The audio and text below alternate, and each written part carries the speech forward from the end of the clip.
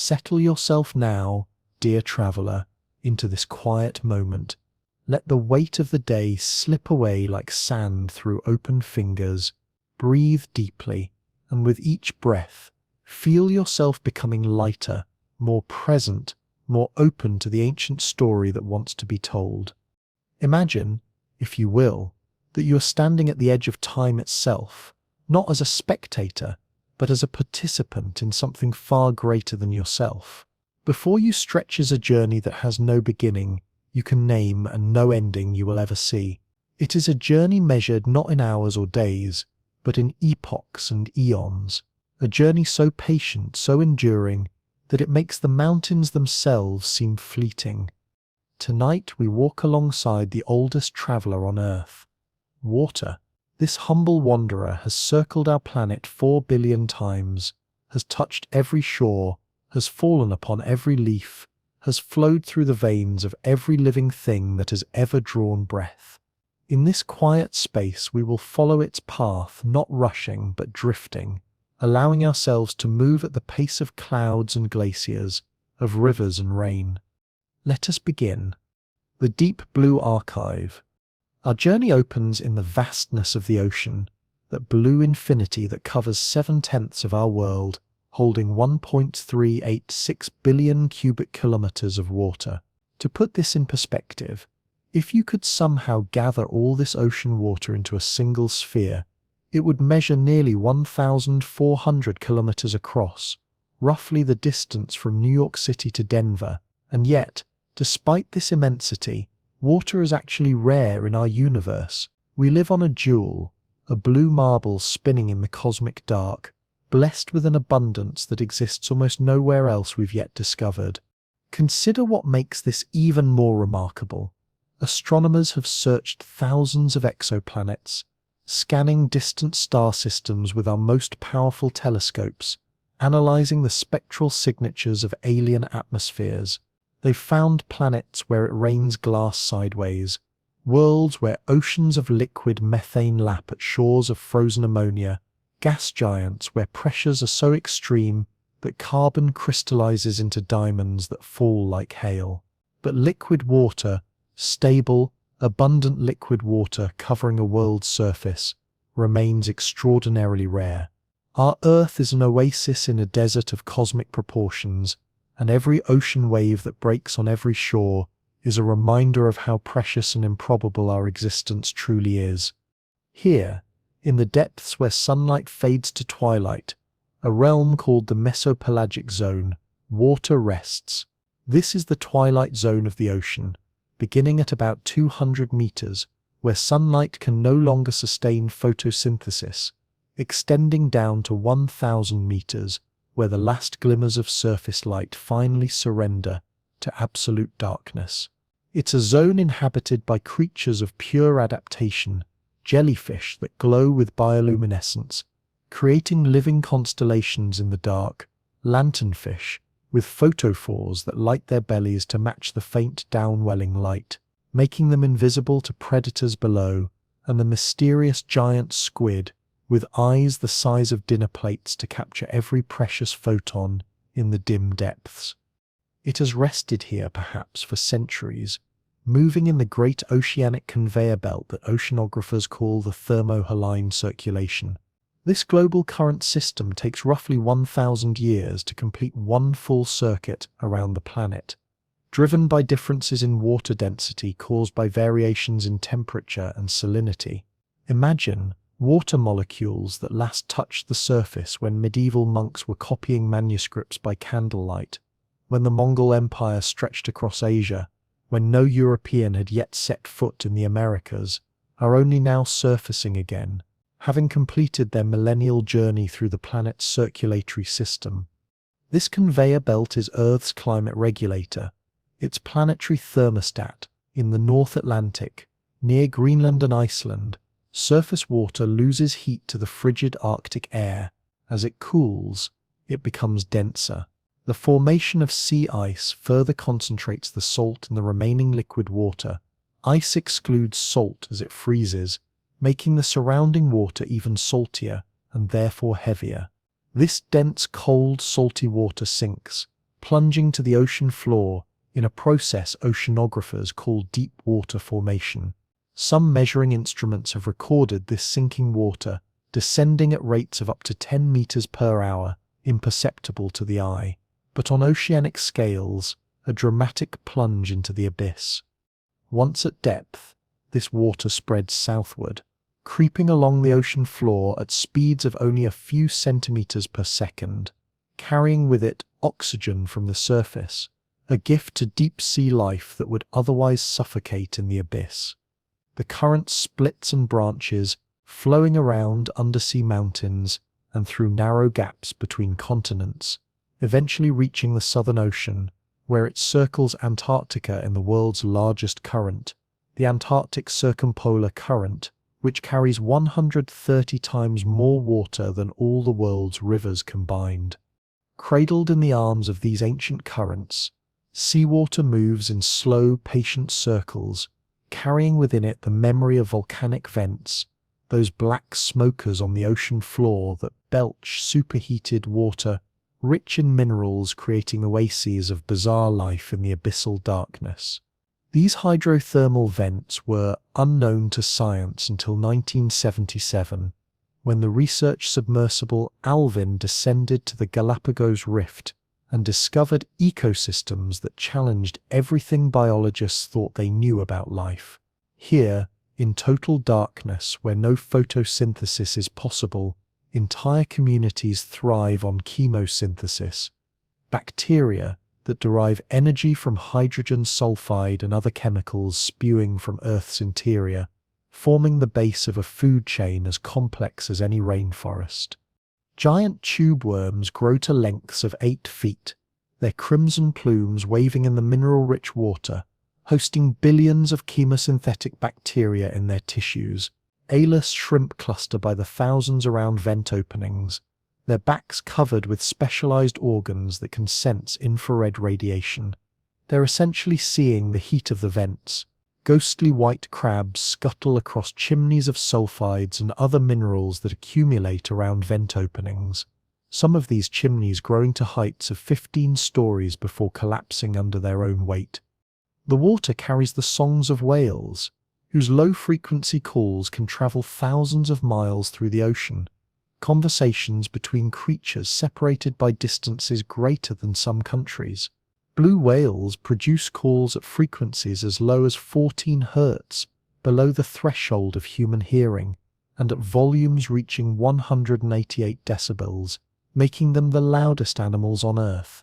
These calls exploit the SOFAR channel, the sound fixing and ranging channel, a layer of water where temperature and pressure create ideal conditions for sound propagation.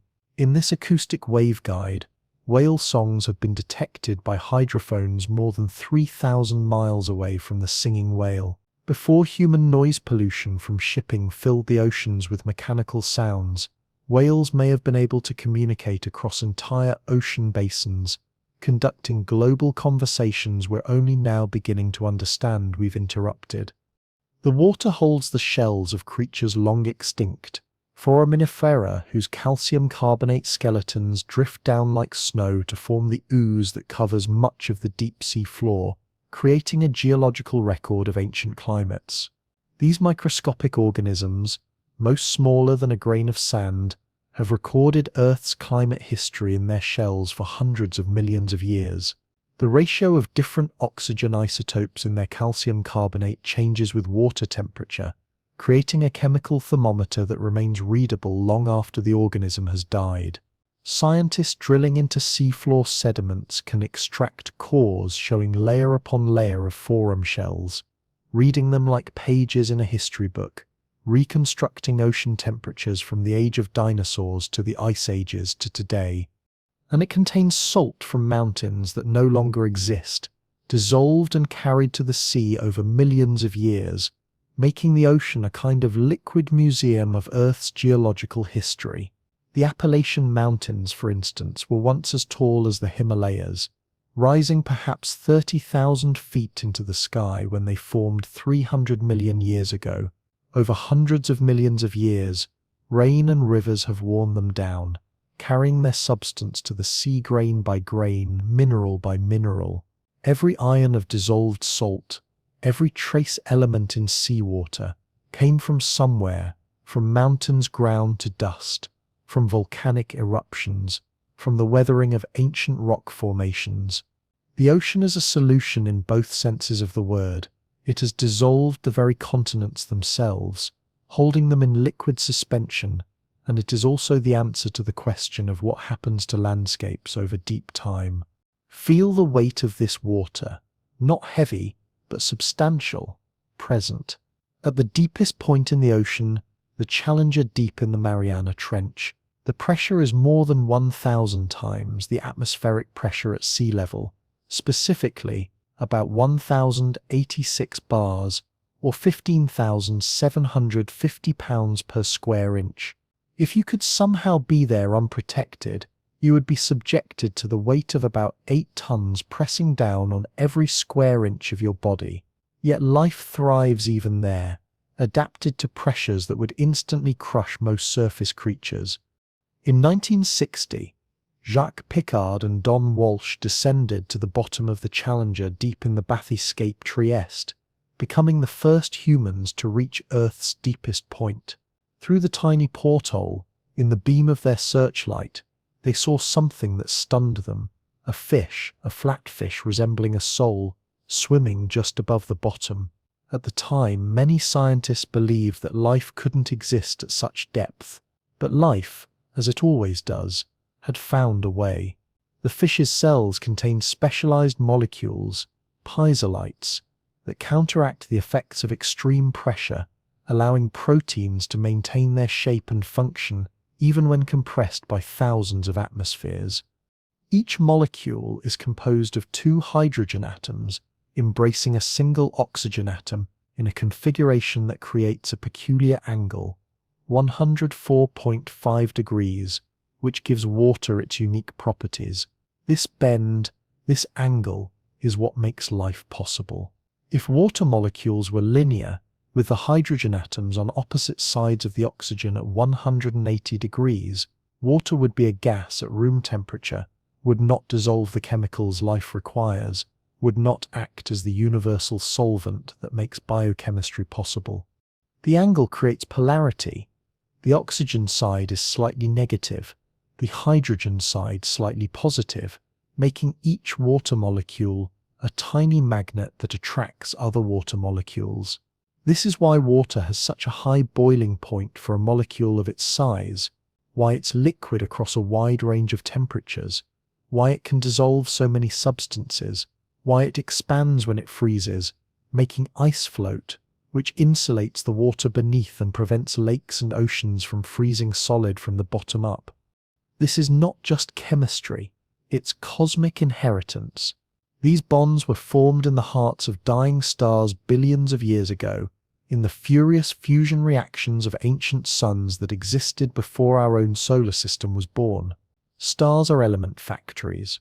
Hydrogen fusing to helium in main sequence stars like our Sun, helium fusing to carbon and oxygen in red giants, heavier elements forged in the final death throes of massive stars. Oxygen, essential to water, is primarily created in stars at least 8 times more massive than our Sun, in a stage called helium shell burning where helium nuclei fuse with carbon to create oxygen. When those stars exploded as supernovae, they scattered these elements across space. The shock waves from these explosions compressed nearby nebulae, clouds of gas and dust, triggering the collapse and formation of new stars, including our Sun. Everything in you, every atom was once inside a star. The iron in your blood that carries oxygen through your veins was forged in a supernova explosion. The calcium in your bones was created in stellar furnaces.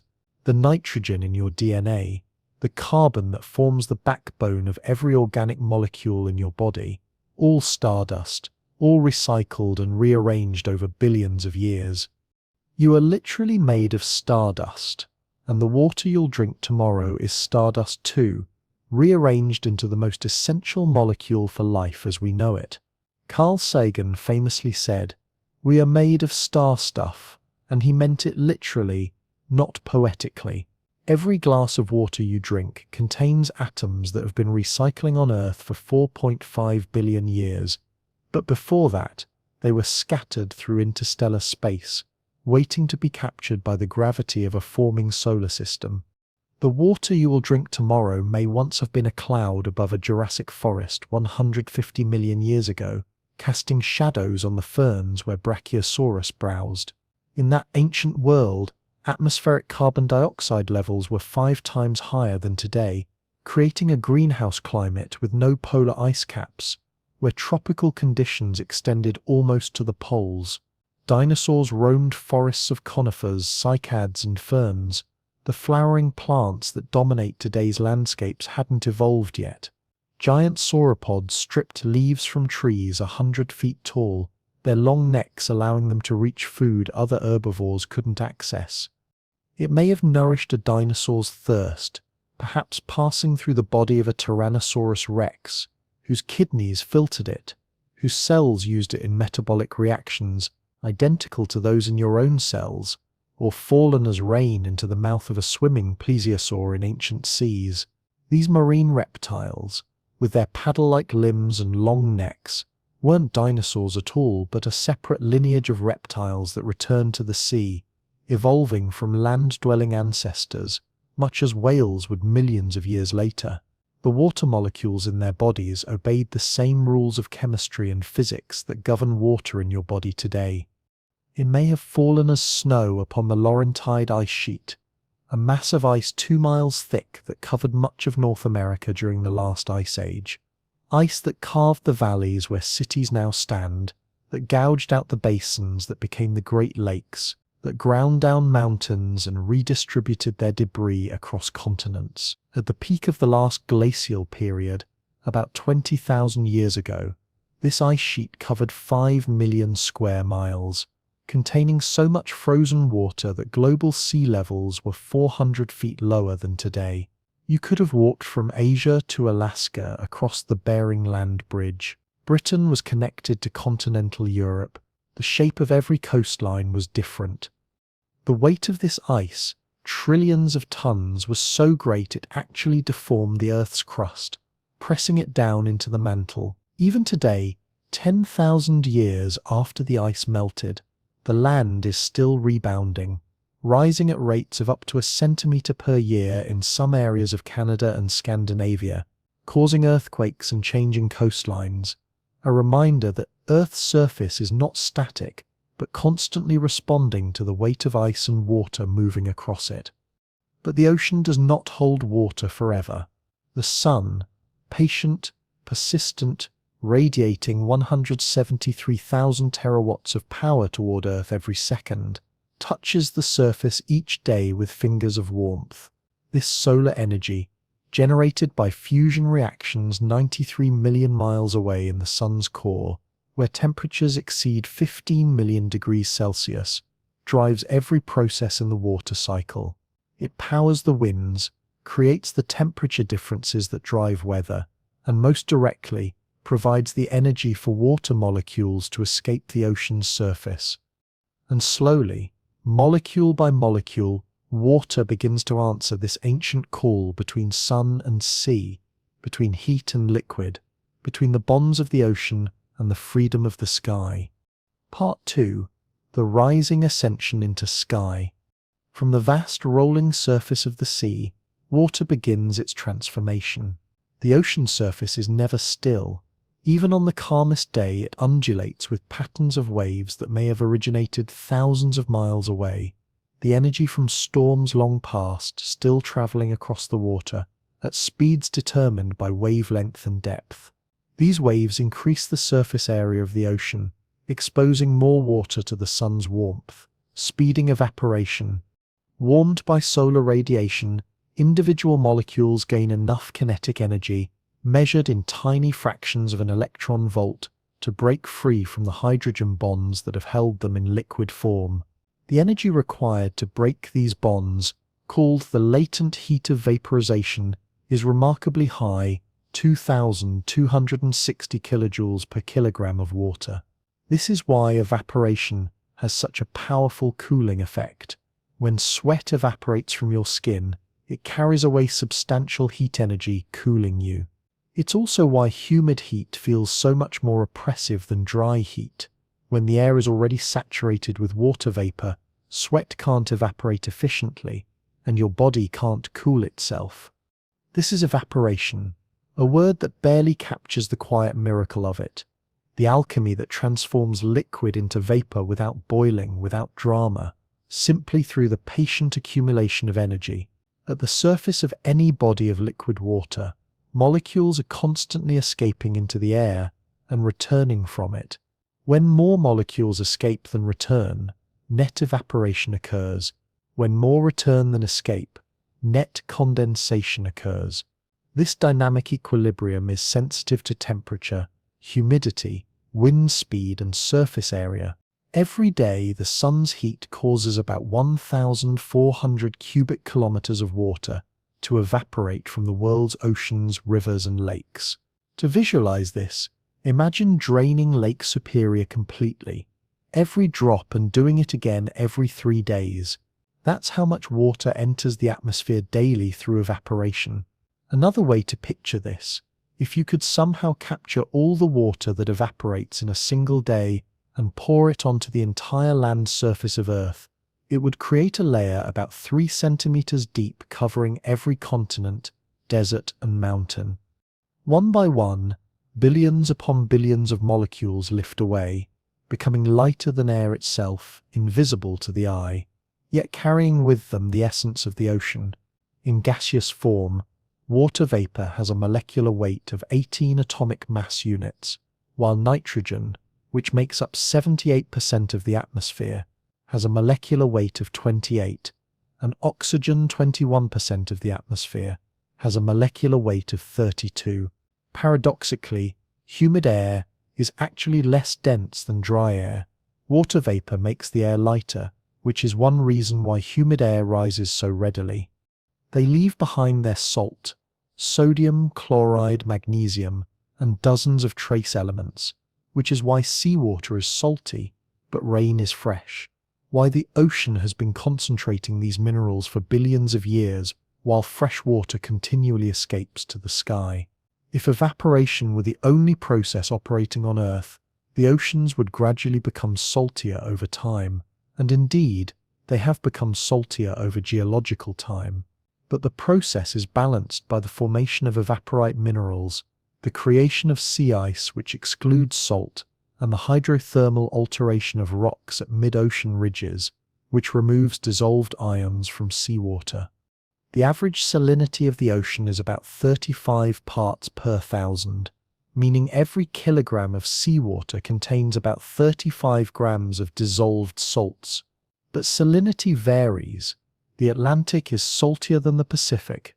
The Red Sea, with high evaporation and little freshwater input, reaches salinities of 41 parts per thousand, while the Baltic Sea, with enormous freshwater runoff from rivers and low evaporation, has salinities as low as 7 parts per thousand in some areas, approaching the definition of brackish water. Picture this: rising as a whispered prayer, an offering to the sky. The vapor ascends on thermal currents, great invisible rivers of air that flow upward from the sun-warmed Earth at speeds that can reach several meters per second during a hot summer day over sun-baked parking lots or desert sands. Thermals can rise at 5 meters per second or more. These thermals are what birds of prey ride to conserve energy, spiraling upward without flapping their wings, using the same ascending currents that carry water molecules skyward. Watch a hawk on a summer afternoon. It circles, wings outstretched but motionless, climbing higher and higher without effort. It's not defying gravity. It's surfing on a column of rising air, reading the invisible landscape of thermals that humans can only infer from their effects. Glider pilots learn to read the same signs the hawks do. The slight bumps and lifts that indicate a thermal beneath them, the way cumulus clouds mark the tops of strong thermals like beacons in the sky. A hawk and a water molecule may share the same updraft, both riding the sun's gift of warmth toward the heavens. The hawk is conscious of its flight, navigating with purpose. The water molecule is subject entirely to physical laws, yet both are participants in the same atmospheric dance, lifted by the same differential heating of Earth's surface, riding the same invisible elevators of air. It rises through the troposphere, that lowest layer of atmosphere where all weather lives and breathes, where temperature generally decreases with altitude at a rate of about 6.5 degrees Celsius per kilometer, a phenomenon called the environmental lapse rate. This decrease isn't arbitrary, it's a consequence of how gases behave when they expand. As air rises and pressure decreases, it expands and cools, even though no heat is lost to the surroundings. This is adiabatic cooling, one of the fundamental processes in atmospheric physics.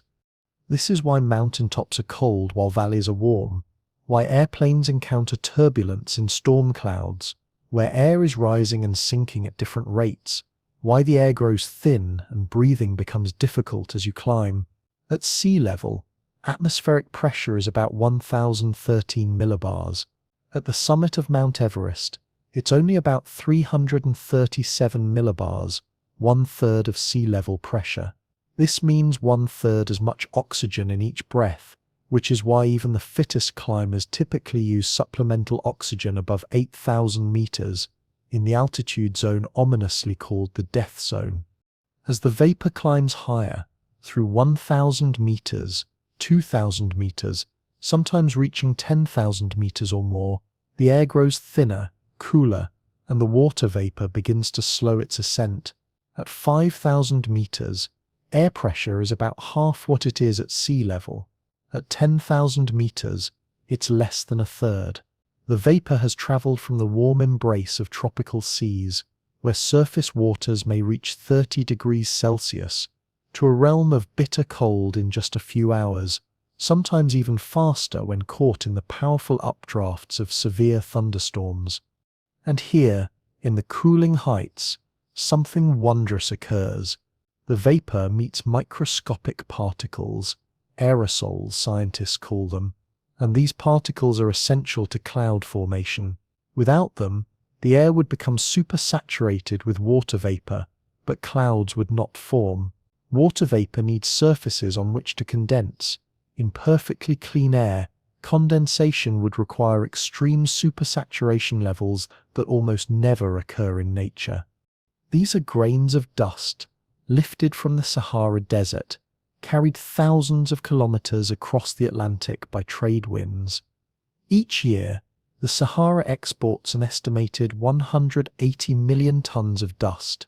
Some of it falls into the Atlantic Ocean, fertilizing phytoplankton with iron and other nutrients. Some reaches the Amazon rainforest, where it compensates for nutrient losses from heavy rainfall. Some reaches the Caribbean and the United States. This African dust is visible from space as vast plumes extending over the ocean, a reminder that Earth's atmosphere connects all regions, that dust from one continent seeds clouds over another. There are crystals of salt from breaking waves, tiny fragments that water's evaporation left behind, now serving as gathering points for water to return. When waves break, they create sea spray that evaporates, leaving behind microscopic salt particles. These hygroscopic particles, meaning they readily absorb water, are excellent cloud condensation nuclei. This is why maritime clouds often form more readily than clouds over land. The ocean provides not just moisture, but also the particles needed for that moisture to condense. There are even particles of smoke from wildfires in California, or Australia, or Siberia, carried continents away by jet streams, along with pollen grains from pine trees, fungal spores capable of traveling intercontinental distances, bacteria that may survive for weeks in the upper atmosphere, potentially viable, capable of reproduction if they return to favorable conditions, and even fragments of meteors that have burned up in the upper atmosphere, contributing metallic particles that serve as ice nuclei. Scientists have found that some bacteria, particularly Pseudomonas syringae, produce proteins on their surfaces that are extraordinarily effective at nucleating ice, causing water to freeze at temperatures much warmer than it normally would. These bacteria may have evolved this ability to damage plant tissues. Ice formation ruptures cell walls, releasing nutrients, but as a consequence, they've become some of nature's most efficient ice nuclei, potentially influencing cloud formation and precipitation patterns on a global scale. Around these tiny nuclei, each no wider than a few micrometers, smaller than a human cell, water molecules begin to gather and condense. One molecule attracts another through hydrogen bonding, that peculiar property that makes water sticky to itself. The positive hydrogen end of one molecule attracts the negative oxygen end of another, creating a loose but significant connection. In liquid water, each molecule forms hydrogen bonds with an average of 3.4 other molecules. These bonds are constantly breaking and reforming, giving water its fluid nature. In ice, each molecule forms 4 hydrogen bonds in a rigid tetrahedral structure, which is why ice is less dense than liquid water. The molecules are locked into a more spacious arrangement. They form droplets so small that millions of them together would barely fill a thimble. Cloud droplets are typically just 10 to 20 micrometers in diameter, light enough to float on the slightest air current. To put this in perspective, a human hair is about 100 micrometers in diameter, 5 to 10 times wider than a cloud droplet. These droplets are so small that they settle through still air at speeds of only about 1 centimeter per second. Even the slightest updraft, barely perceptible at ground level, is enough to keep them aloft indefinitely. Yet, when billions upon billions of these droplets cluster together in the sky, when they gather in densities of hundreds per cubic centimeter, they create something we can see from miles away, something beautiful and ever-changing.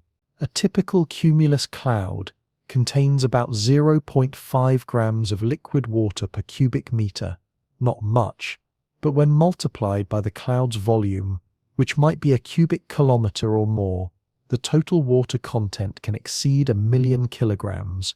That's the weight of 1,000 cars, suspended in the sky by nothing but air currents and the tiny size of the droplets. They form clouds. Part 3. The wandering clouds as nomads of the sky. Clouds are patient travelers, nomads without destination, yet their wandering is not random.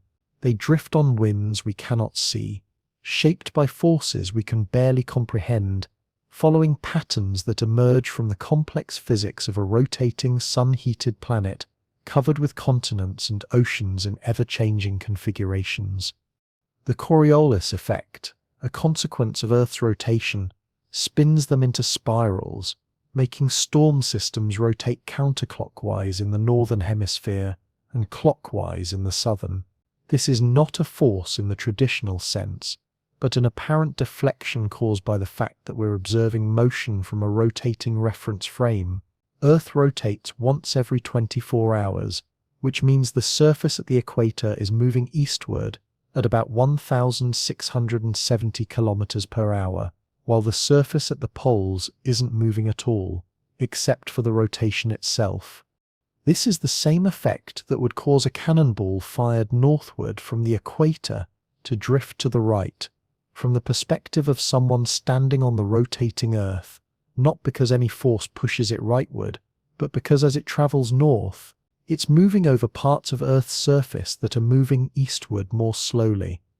The cannonball retains its eastward velocity from its starting point, so relative to the ground beneath it, it appears to curve to the right.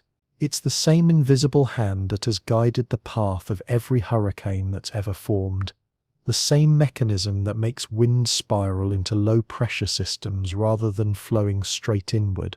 Pressure gradients push clouds across continents, air always flowing from high pressure to low, seeking equilibrium that can never quite be reached, because the sun constantly heats different parts of Earth at different rates.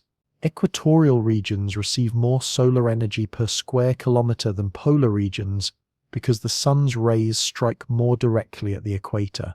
This differential heating creates atmospheric circulation cells, the Hadley cells in the tropics, the Ferrel cells in mid-latitudes, the polar cells in the Arctic and Antarctic. These circulation cells don't operate independently. They interact, creating the prevailing wind patterns that have shaped human history. The trade winds blowing from the northeast in the northern hemisphere's tropics and from the southeast in the southern hemisphere's tropics made transcontinental navigation possible for European explorers and enabled the horrific triangle trade of enslaved people. The westerlies of mid-latitudes carried pioneers across the American West.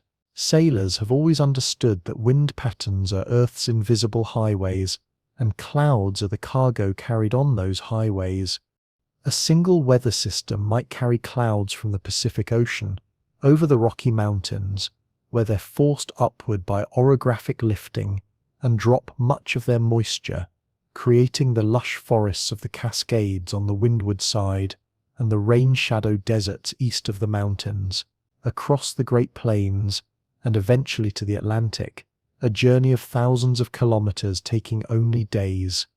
Jet streams, those narrow bands of powerful wind in the upper atmosphere, flowing from west to east at speeds that can exceed 400 kilometers per hour, carry clouds at velocities that would seem impossible for something that appears so still from below. These rivers of air, typically just a few hundred kilometers wide but thousands of kilometers long, form at the boundaries between air masses of different temperatures, where temperature gradients create pressure gradients that drive wind. They meander north and south in great undulating waves called Rossby waves, and these meanders help transfer heat from equator to poles. A cloud in a jet stream might travel the distance from Los Angeles to New York in less than a day, roughly 4,000 kilometers in 10 hours, an average speed of 400 kilometers per hour, though from the ground it may seem to drift lazily, a trick of distance and perspective.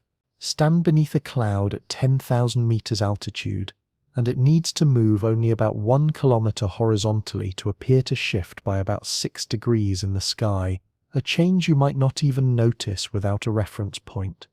Some clouds form in towering cathedrals of vapor, reaching up toward the stratosphere. These cumulumbus giants, thunderheads, can grow to heights of 15 or even 20 kilometers, their tops flattening against the stable layer of the stratosphere to form the characteristic anvil shape that warns of severe weather ahead.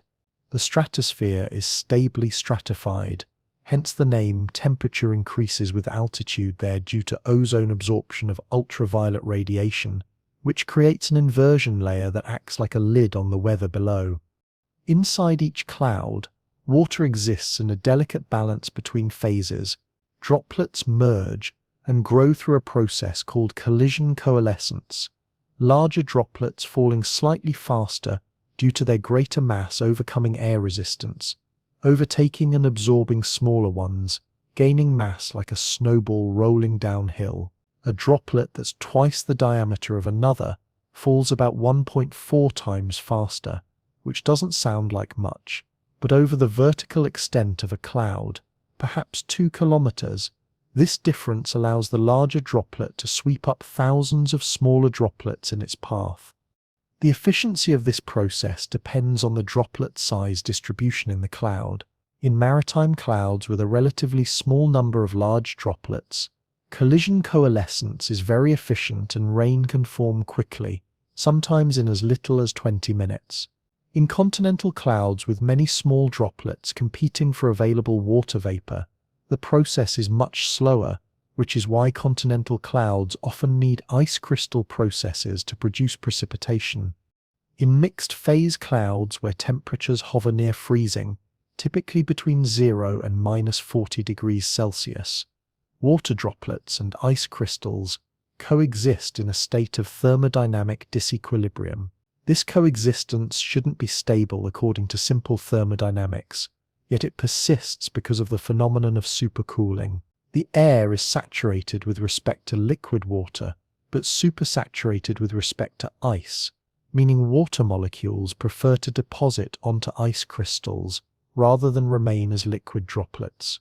The saturation vapor pressure over ice is lower than over liquid water at the same temperature, a consequence of the energy difference between the two phases. This leads to the Bergerone process, named after the Swedish meteorologist Tor Bergerone, who discovered it in the 1930s, fundamentally changing our understanding of how precipitation forms in cold clouds. Ice crystals grow rapidly at the expense of liquid droplets, which evaporate to feed the ice crystal's growth. The water molecules leave the surface of supercooled droplets, travel through the air, and deposit directly onto ice crystals, which grow larger and larger. This is why ice crystals in clouds can grow large enough to fall as snow, even when much of the cloud remains liquid. They're essentially stealing water molecules from their liquid neighbors. A single ice crystal falling through a mixed-phase cloud can grow from microscopic size to a centimeter or more in diameter in just 15 to 20 minutes, collecting perhaps 10,000 times its original mass. The crystal's exact shape, whether it becomes a needle, a plate, a column, or a dendritic stellar snowflake, depends on the precise temperature and humidity of the air it falls through, with each type of crystal forming preferentially at specific temperatures. Sometimes water droplets remain liquid even in temperatures far below 0 degrees Celsius, a phenomenon called supercooling, where water exists in a state of impossible stillness, a metastable equilibrium waiting for the slightest disturbance to transform it. Supercooled droplets have been observed at temperatures as low as -40 degrees Celsius in the atmosphere, existing in a state that seems to violate our everyday experience of water's behavior.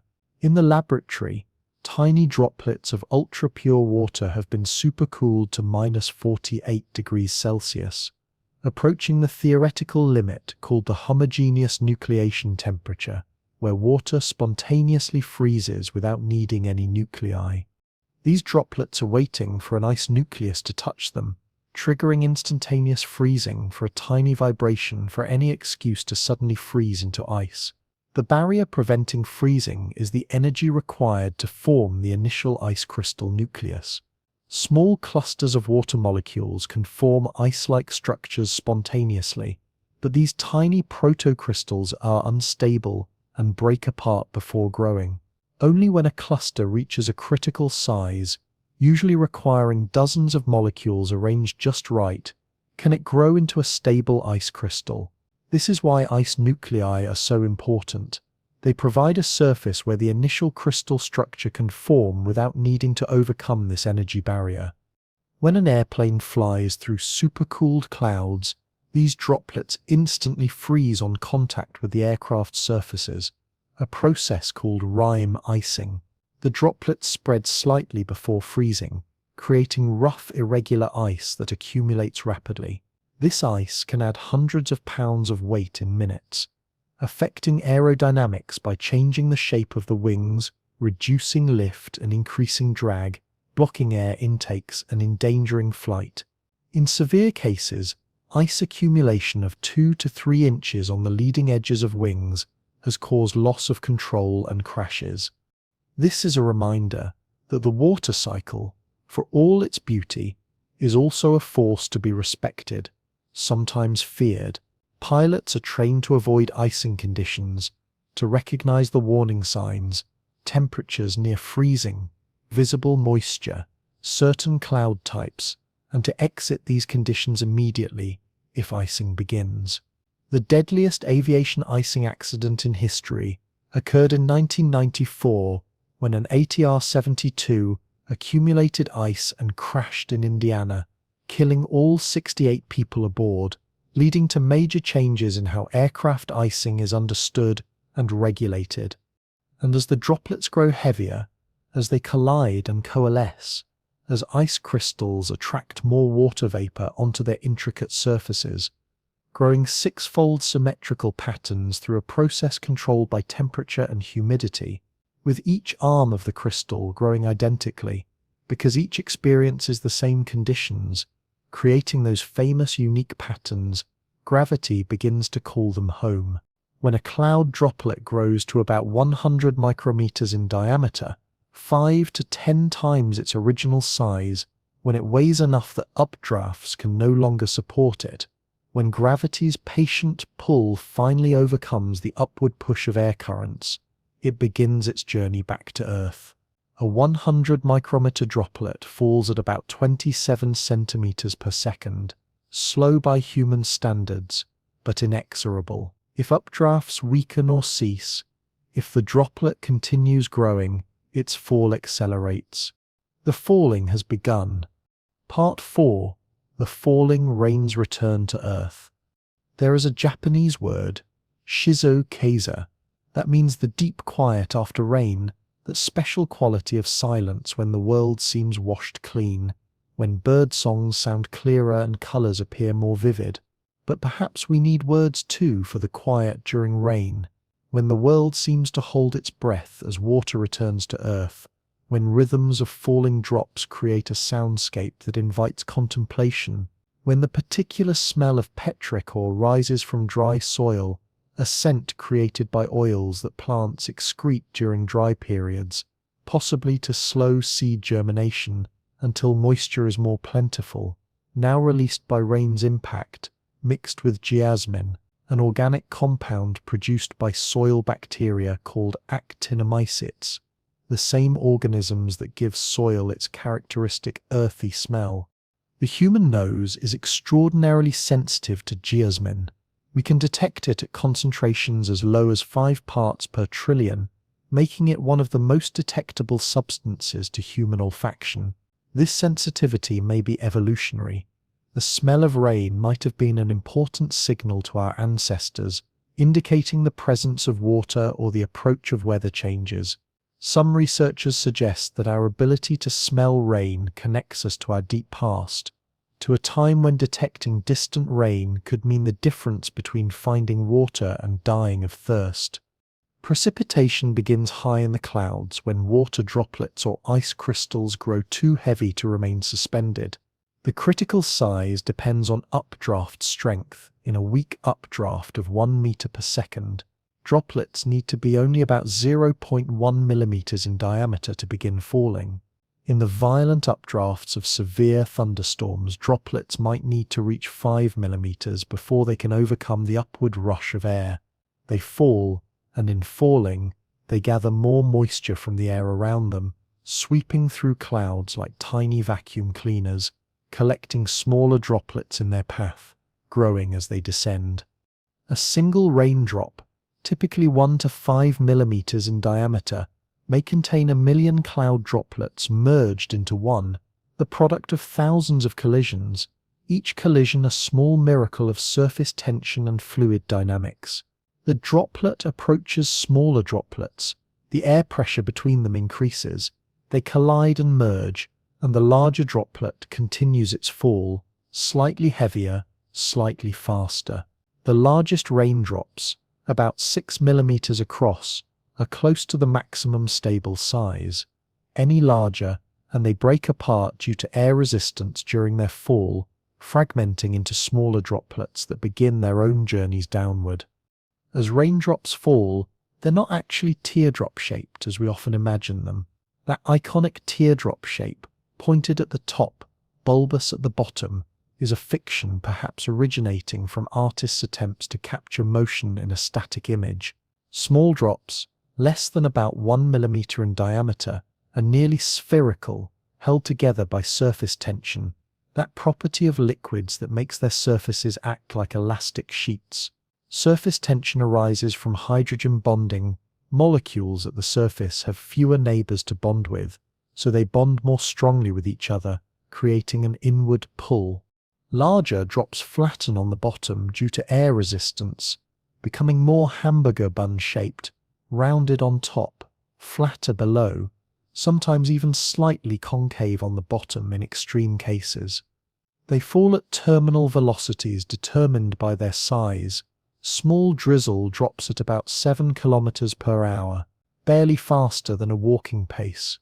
Medium raindrops at about 20 kilometers per hour, larger raindrops at 30 kilometers per hour or more, plummeting through thousands of meters of atmosphere, their fall accelerating until air resistance exactly balances gravitational pull.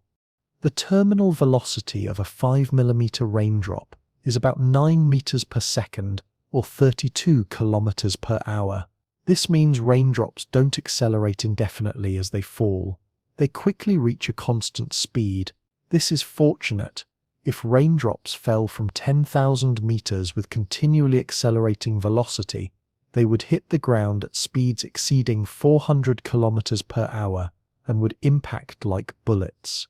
Instead, even the largest raindrops hit with relatively gentle force, enough to splash but not to injure. If the air below is warm enough, above 0 degrees Celsius, ice crystals melt into rain as they fall through the freezing level, that invisible boundary where temperature crosses zero. But the transition isn't instant. Melting requires energy, the latent heat of fusion, about 334 kilojoules per kilogram. This energy must come from the surrounding air, cooling it. Ice crystals may fall hundreds of meters below the freezing level before melting completely, trailing through warmer air while still partially frozen, their surfaces gradually transitioning from solid to liquid. This is why clouds that produce rain may extend far below the altitude, where temperatures first rise above freezing.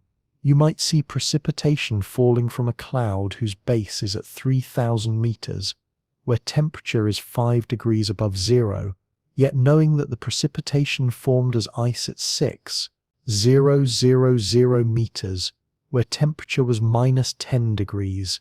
The falling ice crystals bridge these altitude zones, transforming as they descend. If cold enough throughout the atmosphere, precipitation remains as snowflakes, those six-sided miracles of crystalline geometry, each one unique, and they truly are unique. The number of possible arrangements of water molecules in a single snowflake is estimated at 10, circumflex 158 or more, a number so vast it exceeds the number of atoms in the observable universe, which is estimated at around 10 circumflex 80. This astronomical number means that no two complex snowflakes have ever been identical, nor will they ever be in all of Earth's future. Each snowflake's shape is determined by the exact temperature and humidity of its journey downward. Needles form around minus 5 degrees Celsius in low humidity, flat hexagonal plates around minus 15 degrees, the classic branched stellar dendrites, the snowflakes of Christmas cards and children's, decorations around minus 15 degrees with high humidity. Columns form around minus 5 degrees in moderate humidity, while capped columns, cylinders with hexagonal plates on each end, form when the crystal falls through layers of different temperatures, spending time in both column-forming and plate-forming conditions. Kenneth Liebrecht, a physicist at Caltech, who has devoted years to studying snow crystals, growing them in laboratory chambers where he can precisely control temperature and humidity, can predict what kind of snowflakes are falling just by knowing the temperature and humidity aloft. He's created detailed diagrams, snow crystal morphology diagrams, showing which crystal types form at which combinations of temperature and humidity. The crystals are that precisely controlled by their environment, each one recording the conditions it passed through like a frozen diary of its journey from cloud to ground. This precision is remarkable when you consider that a falling snowflake might pass through a dozen different temperature and humidity zones during its descent, spending different amounts of time in each, yet the crystal grows in real-time response to its environment. The 6 arms of a dendritic crystal grow identically not because of any communication between them, but because each arm experiences the same sequence of conditions and responds identically, creating that perfect six-fold symmetry that has fascinated humans for millennia. Sometimes precipitation takes stranger forms. Freezing rain occurs when snowflakes melt completely in a warm layer aloft, often associated with warm fronts, where warm air overrides cold air at the surface, then fall through a shallow layer of sub-freezing air near the surface, not thick enough to refreeze them into sleet, which requires at least 2,000 to 3,000 feet of sub-freezing air, but cold enough that they become supercooled while remaining liquid. Hail forms in the violent updrafts of severe thunderstorms, where ice particles are carried repeatedly up and down through regions of supercooled water and ice, adding layer upon layer like gobstoppers in a candy factory, or like pearls forming in oysters through layer by layer accretion. An ice particle forms in the cold upper reaches of the thunderstorm, then falls into lower, warmer regions with abundant supercooled water. The supercooled droplets freeze onto its surface, adding a layer, but before it can fall out of the cloud, the updraft catches it and carries it back up into the freezing zone, where it acquires a layer of rime ice, white, opaque ice formed from rapid freezing of supercooled droplets. Then it falls again, gaining another layer of glaze ice, clear ice formed from slower freezing that allows air bubbles to escape. The 1998 North American ice storm, which struck eastern Canada and the northeastern United States, lasted 5 days and coated everything in up to 4 inches of ice in some areas. Millions of trees were destroyed, 30,000 power transmission poles collapsed, and 4 million people lost power, some for weeks. The storm caused $5.7 billion in damage and 35 deaths, demonstrating the awesome power of what is essentially just rain falling through cold air. These supercooled drops then freeze instantly upon contact with surfaces, trees, power lines, roads, anything, creating ice storms that can encase entire landscapes in crystal armor, beautiful and treacherous. Every exposed surface becomes coated with clear, smooth ice called glaze ice, which can accumulate to thicknesses of several inches in severe ice storms. The weight of ice on trees and power lines can be catastrophic. A severe ice storm can add thousands of pounds of ice to a single tree, causing branches to snap and trunks to split. Power lines accumulate so much ice that they sag until they break, plunging entire regions into darkness. When you slice a large hailstone open, you can see these layers, concentric rings like tree rings, recording each trip through the storm, dark layers and light layers alternating, some hailstones making 5, 10, even 20 journeys up and down before finally becoming too heavy for even the most powerful updraft to support. Each layer tells a story of one more cycle through the storm, one more narrow escape from falling, one more gathering of supercooled water onto the growing ice sphere. The largest hailstone ever recorded in the United States fell in Vivian, South Dakota in 2010, 8 inches in diameter, 18.6 2 inches in circumference, nearly the size of a volleyball, weighing almost 2 pounds, 1.9, 4 pounds to be exact. It had been lofted and relofted through a supercell thunderstorm, whose updrafts were estimated at 100 miles per hour or more, spending perhaps 10 to 15 minutes in the violent heart of the storm, accumulating ice with each pass, surviving collision after collision with other hailstones, suspended by forces that defy imagination. The energy of a supercell thunderstorm is comparable to multiple atomic bombs, though released over a period of hours rather than milliseconds. That hailstone, had it hit a person, could have been fatal. Large hail kills dozens of people annually worldwide and injures thousands. In 1888, hail killed 246 people in northern India, with some hailstones reportedly as large as oranges. In 2010, a Chinese man was killed by a baseball-sized hailstone. These extreme events remind us that precipitation, usually benign, can become deadly when atmospheric conditions become extreme. It falls on lakes and returns directly to where it began its journey, closing the cycle with elegant simplicity. Though even this isn't simple. Some rain on lakes evaporates before reaching the bottom, especially in hot, dry climates, where the air beneath the cloud can be subsaturated, containing less water vapor than it could hold at equilibrium. In the deserts of the American Southwest, in places like Death Valley or the Sonoran Desert, virga, precipitation that evaporates before reaching the ground, creates ghostly curtains trailing from clouds, visible from a distance as grey streaks against the sky, vanishing into dry air. These sounds are not just aesthetic, they carry information. Before modern meteorological instruments, farmers and sailors learned to distinguish rain intensity by sound alone. A gentle pattering meant light rain that would soak in gently. A harsh drumming meant heavy rain that might cause erosion or flooding. A roar meant a cloudburst or severe thunderstorm. Blind individuals often report heightened sensitivity to rain sounds, using them to navigate and understand their environment. Listen, in your mind, to the sound of rain. Each surface produces its own percussion. The metallic tapping on tin roofs, the softer whisper on leaves which dampen the sound and prevent it from echoing, the hollow drumming on empty barrels, the white noise hiss on pavement. Rain on a lake creates a symphony of different sounds depending on drop size. Small drops make a soft whisper as they create small ripples. Larger drops make a distinctive hollow thump as they create temporary craters in the water surface. Craters that collapse inward and create a small upward jet of water that sometimes breaks into tiny droplets that are visible as a small splash. All of this happening in a fraction of a second.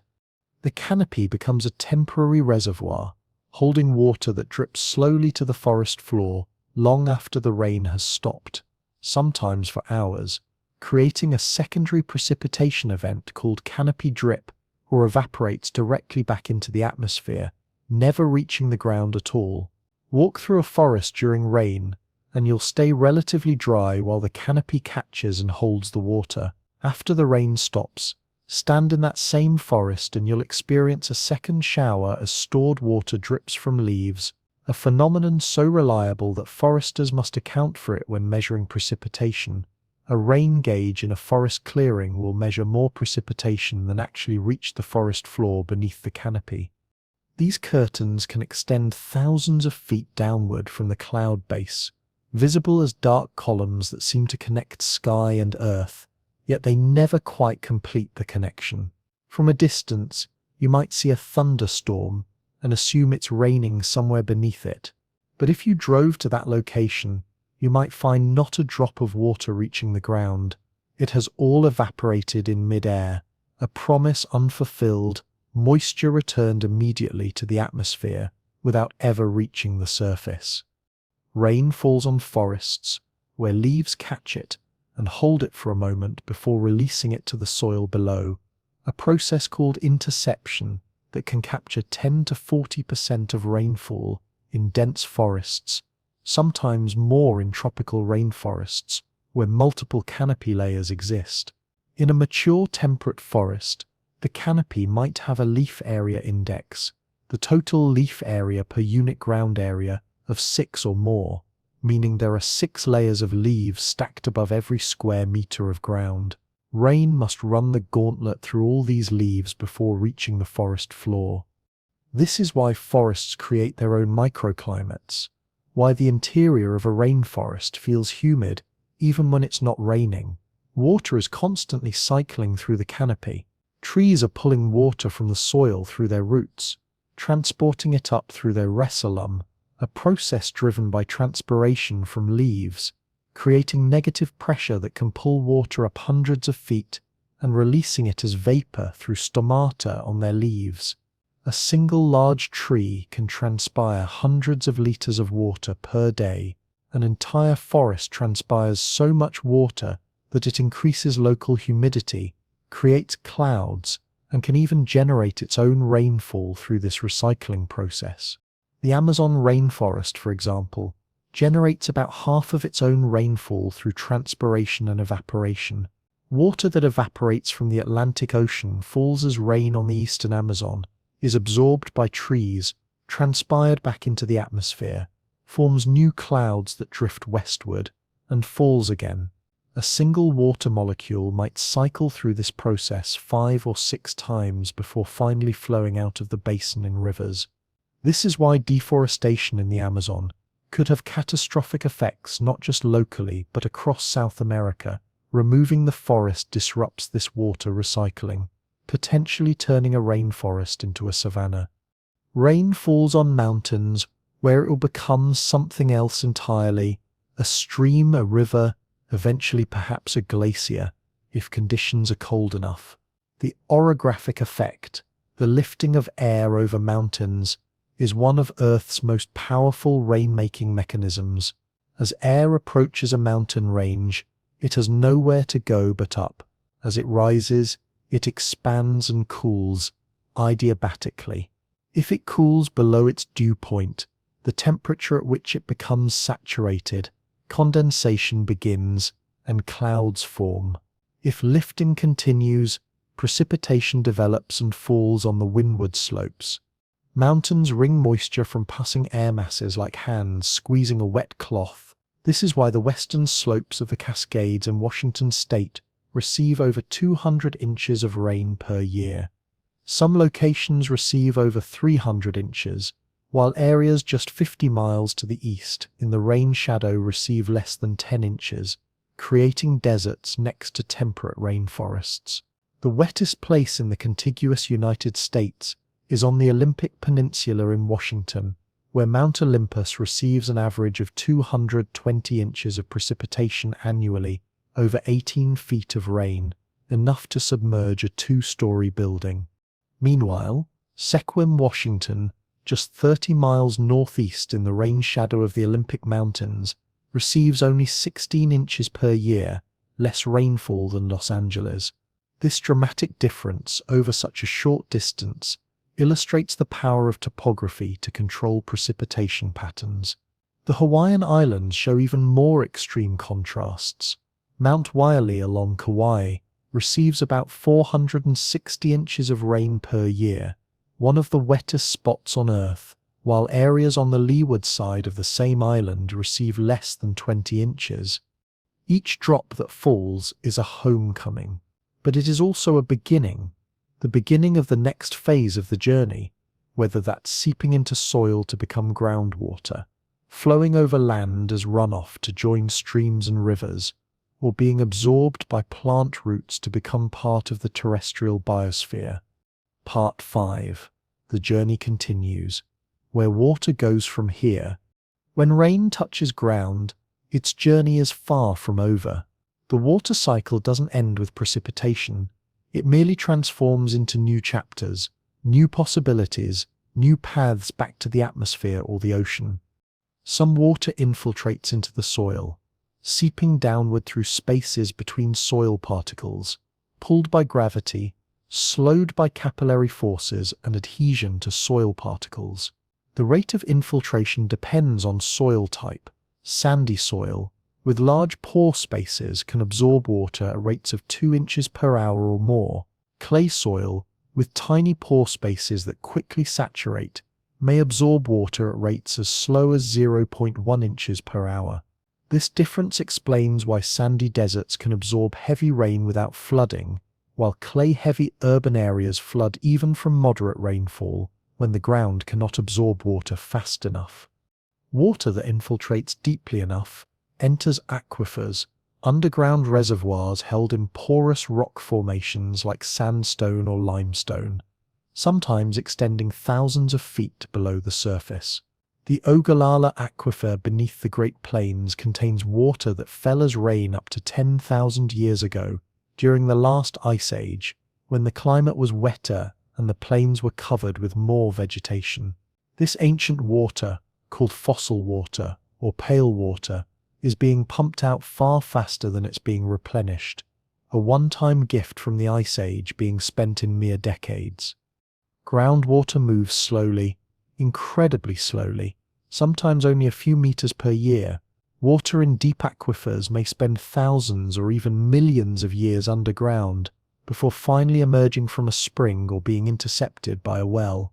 During this time, it's filtered through rock, dissolving minerals, creating the characteristic taste of spring water with its dissolved calcium, magnesium, and other minerals. Some groundwater becomes so saturated with minerals that it forms cave systems. Limestone dissolved by slightly acidic groundwater creates spectacular caverns like Carlsbad Caverns or Mammoth Cave, vast underground cathedrals carved by patient chemistry operating over millions of years. Some water runs off across the surface, flowing downhill under gravity's pull, gathering in rivulets that merge into streams, streams that merge into rivers. A single storm over a watershed, the entire area that drains to a particular river system, can mobilize millions of gallons of water, sending it rushing toward the sea. On steep slopes, this runoff can be fast and erosive, carrying soil and rocks, carving gullies and valleys. On gentler slopes, it meanders, depositing sediment, creating floodplains and deltas. Rivers are water's highway system, the veins and arteries of continents, carrying water from interior regions to the sea. The Amazon River discharges about 209,000 cubic meters of water per second into the Atlantic Ocean, enough to fill 80 Olympic swimming pools every second. This is about 20% of all the fresh water entering the world's oceans from rivers. The Amazon's discharge is so vast that it reduces the salinity of the Atlantic Ocean for hundreds of miles offshore. Sailors can dip drinking water from the ocean 100 miles from the Amazon's mouth. Some precipitation falls as snow that may persist for months or years, accumulating in snowpack in high mountains or polar regions. In high mountain ranges, winter snowpack acts as natural water storage, holding precipitation frozen during the wet season and releasing it slowly as meltwater during the dry summer months, when water is most needed. Cities in California, Colorado, and many other regions depend on mountain snowpack as their primary water source. The snowpack is often called the poor man's reservoir because it stores water without the need for expensive dams. If snow accumulates faster than it melts, it compresses under its own weight, transforming from fluffy snow into dense firn, partially compressed snow, and eventually into glacial ice.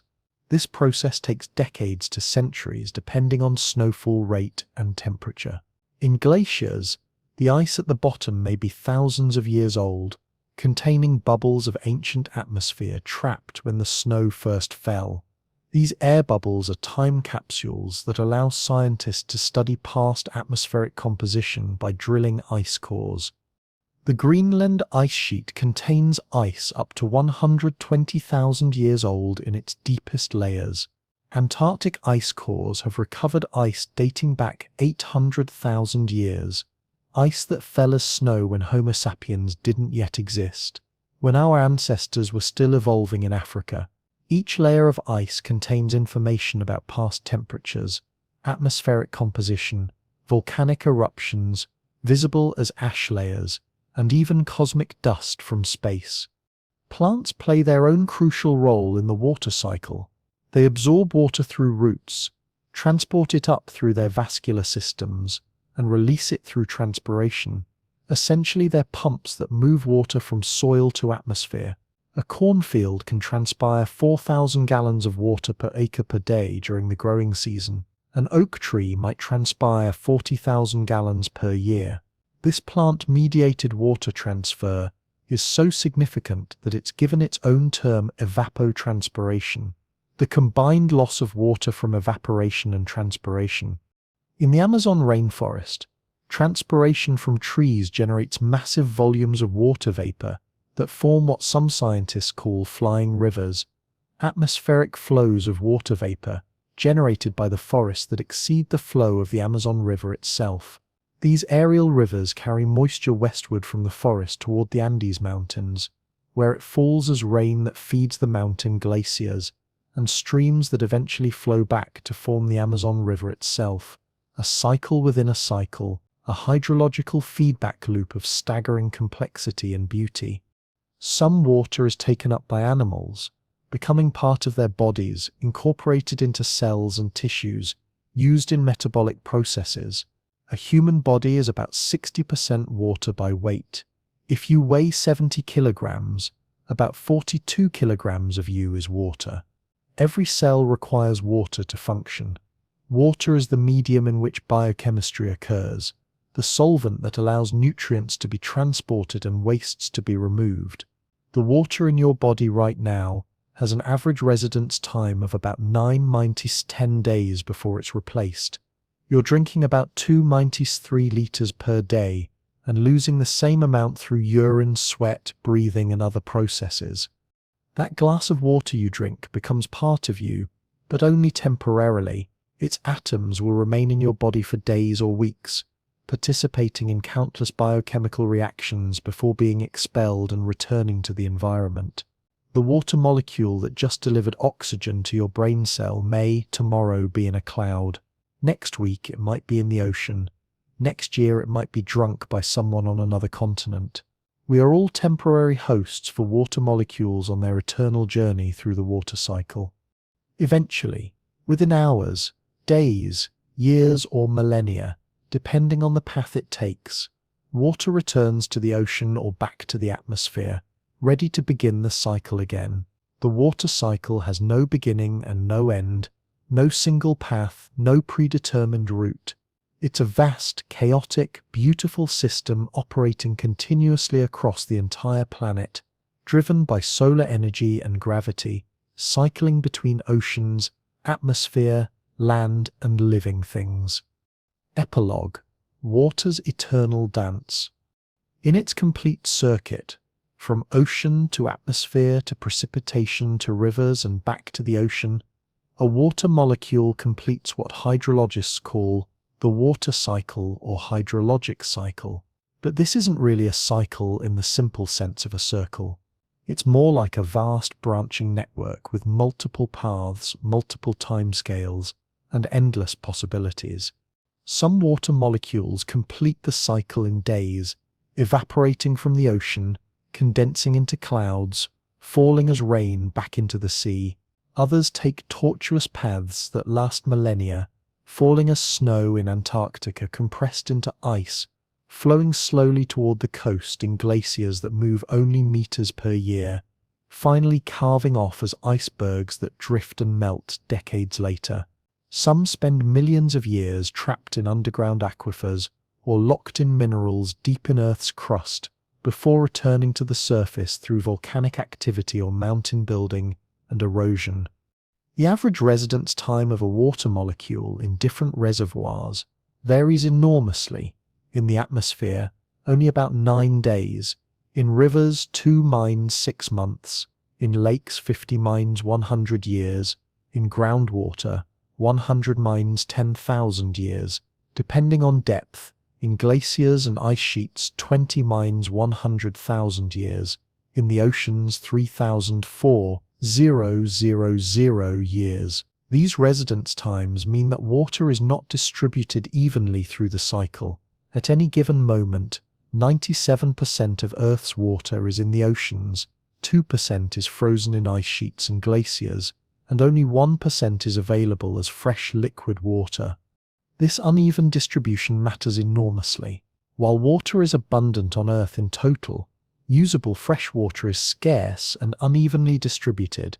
Many regions face water scarcity, while others have abundance. Climate change is altering precipitation patterns, intensifying both droughts and floods, making some regions drier and others wetter, speeding up the water cycle as warming increases evaporation rates. The water cycle is accelerating.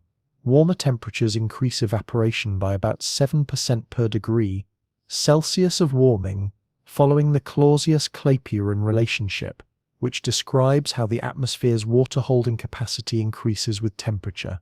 This means more water is cycling through the atmosphere more quickly, leading to both more intense droughts in areas where evaporation exceeds precipitation and more intense flooding in areas where precipitation concentrates. We're also seeing changes in precipitation patterns. Many subtropical regions are becoming drier as atmospheric circulation patterns shift, while tropical and high-latitude regions are generally becoming wetter. Mountain snowpack is declining in many regions, threatening water supplies for billions of people. Glaciers are retreating worldwide, losing mass at accelerating rates, representing not just melting ice, but the loss of water storage capacity. Despite these changes and challenges, the water cycle continues its ancient rhythms, patient and persistent. The same water that filled Jurassic seas, that flowed in medieval rivers, that quenched the thirst of your great-great-grandparents, is still here, still cycling, still essential, still beautiful. Every time you drink a glass of water, you're participating in Earth's most fundamental cycle, connecting yourself to the entire planet's hydrological history. Those water molecules have been everywhere, have been part of everything, have witnessed the entire span of Earth's history since liquid water first condensed from the primordial atmosphere 4 billion years ago. You hold infinity in your hands when you hold water, cosmic inheritance from dying stars, geological history from eroding mountains, biological history from countless organisms that have incorporated these molecules into their bodies. You hold the past and the future, the ocean and the sky, ancient ice, and tomorrow's clouds.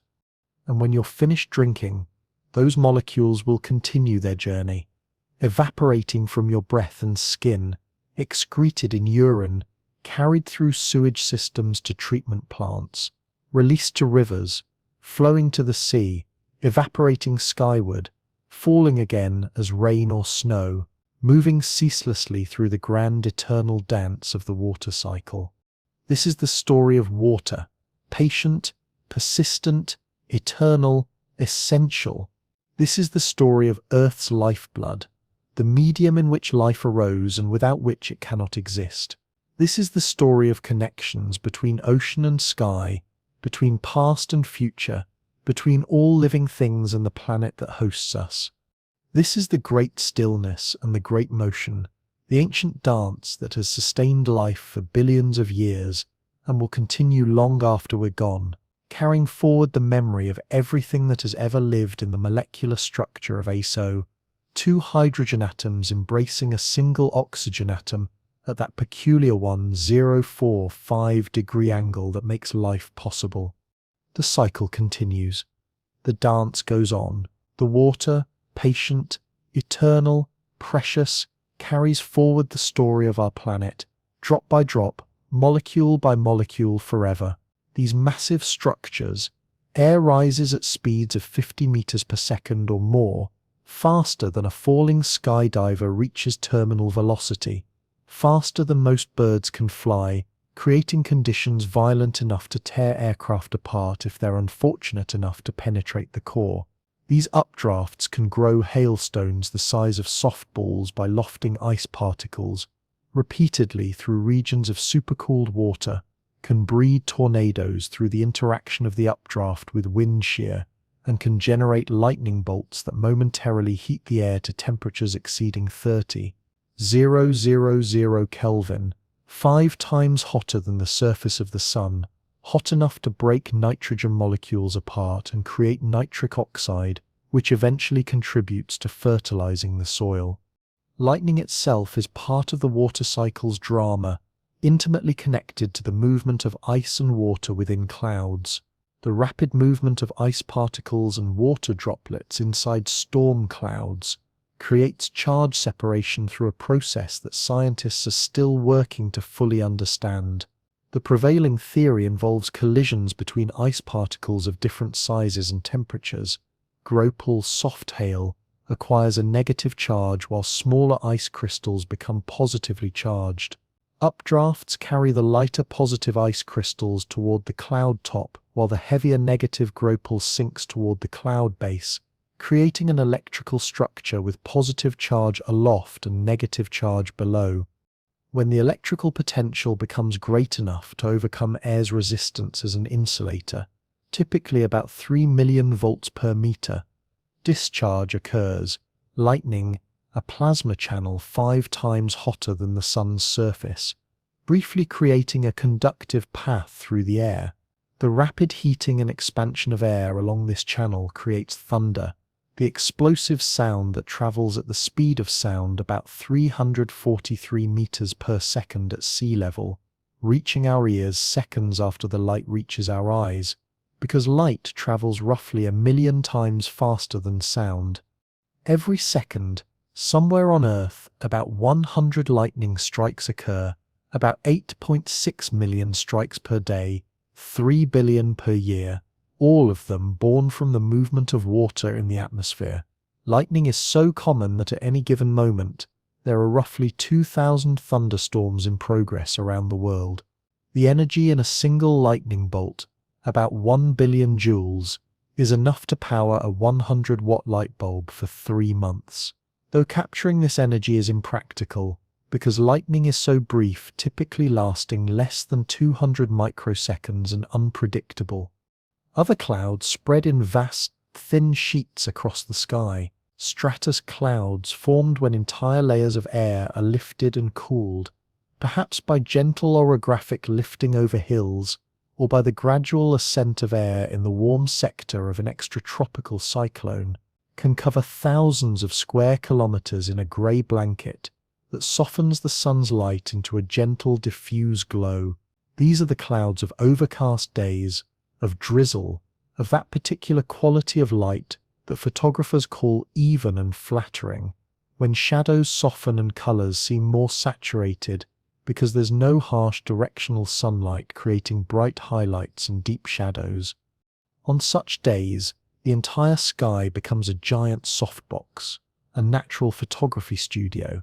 Portrait photographers sometimes pray for overcast conditions because the light is so beautiful, shadowless, wrapping around subjects gently, revealing texture and detail without the harsh contrast of direct sunlight.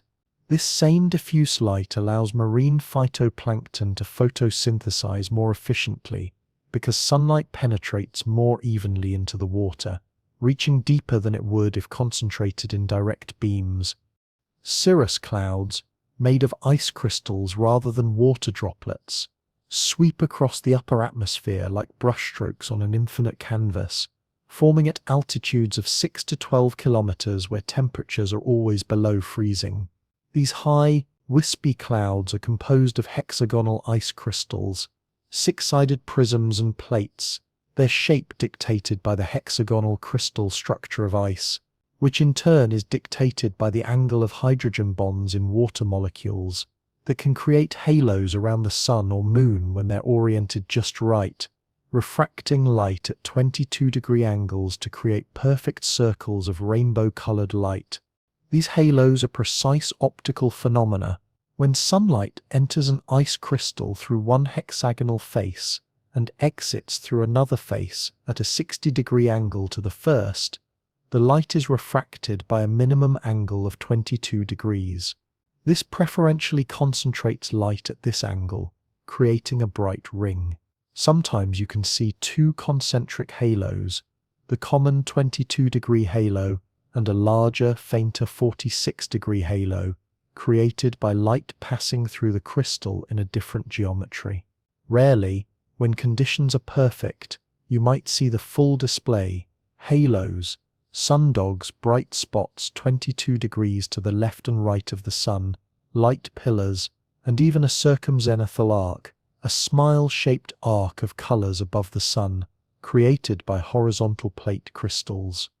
Ancient people often interpreted these halos as divine signs, not knowing they were witnessing the geometric precision of ice crystal optics. Medieval Europeans called a 22-degree halo a prophet's halo and considered it an omen. Chinese astronomers catalogued various halo phenomena over 3,000 years ago, recognizing them as weather signs. Cirrus clouds, after all, often precede the approach of a warm front, meaning halos can indeed predict incoming weather changes. The carving, rivers and the patient work of water. When the rain falls upon the high peaks and rugged slopes of the earth, it does not simply rest there. It is as if the very pulse of the planet stirs, and the rain is summoned by the most fundamental of forces, gravity. Gravity, though the weakest of the four fundamental forces that govern the universe, is the one that shapes our landscapes. This force, seemingly simple in its effect, carries the power to mold mountains, valleys, and seas. It is a quiet architect, bending the natural world to its will. The water, drawn down by gravity, begins its journey across the Earth's surface. At first it moves slowly, almost imperceptibly, trickling between rocks, weaving tiny threads that barely wet the earth beneath. These are what hydrologists refer to as first-order streams, the tiniest veins of water in a vast interconnected network. Each drop begins its long journey toward a place of rest, the sea. But these first trickles are not alone. As water follows the path of least resistance, they meet, merging with other trickles, transforming into brooks, then streams, and eventually rivers. This merging of water sources follows a pattern found in nature's own designs, resembling a fractal branching system, a pattern that echoes through everything from the veins in our bodies to the intricate roots of trees, from the crackling lightning in a storm to the way rivers carve their courses across the land. As the water continues its journey, the streams converge into rivers, mighty forces that gather the rainfall of entire watersheds, sometimes vast stretches of land. Take the Amazon River, for instance. Its watershed covers an area of 7 million square kilometers, nearly the size of Australia, with an average rainfall of about 2,300 millimeters per year. The Amazon discharges an astonishing 209,000 cubic meters of water every second into the Atlantic Ocean. This one river accounts for roughly 20% of all the fresh water flowing into the world's oceans, a fact that demonstrates the immense power of rivers to shape the earth. Rivers are not just conveyors of water, they are sculptors. Consider the Colorado River, which over the course of 5 to 6 million years has carved the Grand Canyon, a natural wonder of staggering proportions. Each second, even as dams now control its flow, the Colorado River continues its slow, patient work, carrying particles of sediment, sand, silt, stones, even boulders, tumbling and grinding against each other, wearing down the rock beneath. This process, called erosion, might seem gentle, but its cumulative effect is anything but. The Grand Canyon itself is a testament to this patient, persistent force. Spanning 446 kilometers in length, it can stretch up to 29 kilometers wide, and in some places, it plunges over 1,800 meters deep. The Colorado River has carved through layers of rock that represent nearly 2 billion years of Earth's history. If you stand on the rim and peer down, you're looking into a vast timeline of our planet. From the Kaibab limestone, which formed in a shallow sea 270 million years ago, to the Vishnu schist at the very bottom, an ancient metamorphic rock older than life itself. Each layer tells the story of a time long gone, shifting seas, shifting deserts, the rise and fall of life, and the steady, unyielding forces of nature that persist through the ages. As the river cuts deeper into the land, it reveals not only the Earth's geological history, but also the forces at work beneath the surface. The water in a river doesn't move at the same speed everywhere. At the surface, in the center of the channel, it rushes forward, sometimes at several meters per second during floods, when snowmelt from the mountains transforms a trickle into a raging torrent. Here, the river's erosive power is at its peak, capable of carrying silt, sand, and even large boulders downstream, reshaping the very bedrock beneath it. But closer to the riverbed, the water slows, its movement sluggish, almost still, yet even this slow-moving water is doing its work. It's picking up grains of sand, stones, and pebbles, depositing them here and there, slowly but surely reshaping the landscape, grain by grain, pebble by pebble. The power of a river to carry sediment grows exponentially with its velocity. Double the speed of the water, and the river can carry as much as 64 times more sediment. That's why floods, when rivers swell and overflow, can drastically transform the landscape in a matter of days an event that might otherwise take centuries. Rivers are not only agents of erosion, they are also builders. When a river floods, spreading across its banks, it slows, and in doing so, it loses the ability to carry its load of sediment.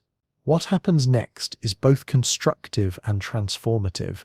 The river deposits its sediment, creating floodplains and valleys that grow over time.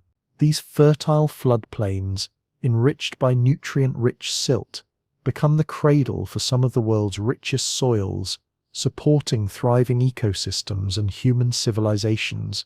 For thousands of years, the annual floods of the Nile provided the sustenance for the Egyptian civilization, its floodwaters leaving behind the fertile silt that allowed agriculture to flourish and supported one of the world's most extraordinary cultures. The river's work doesn't stop there. At the mouth of a river, where it meets the sea, it builds deltas, fan-shaped landforms formed by the deposition of sediment over millennia. These deltas grow sideways, inch by inch, as the river empties its load into the sea.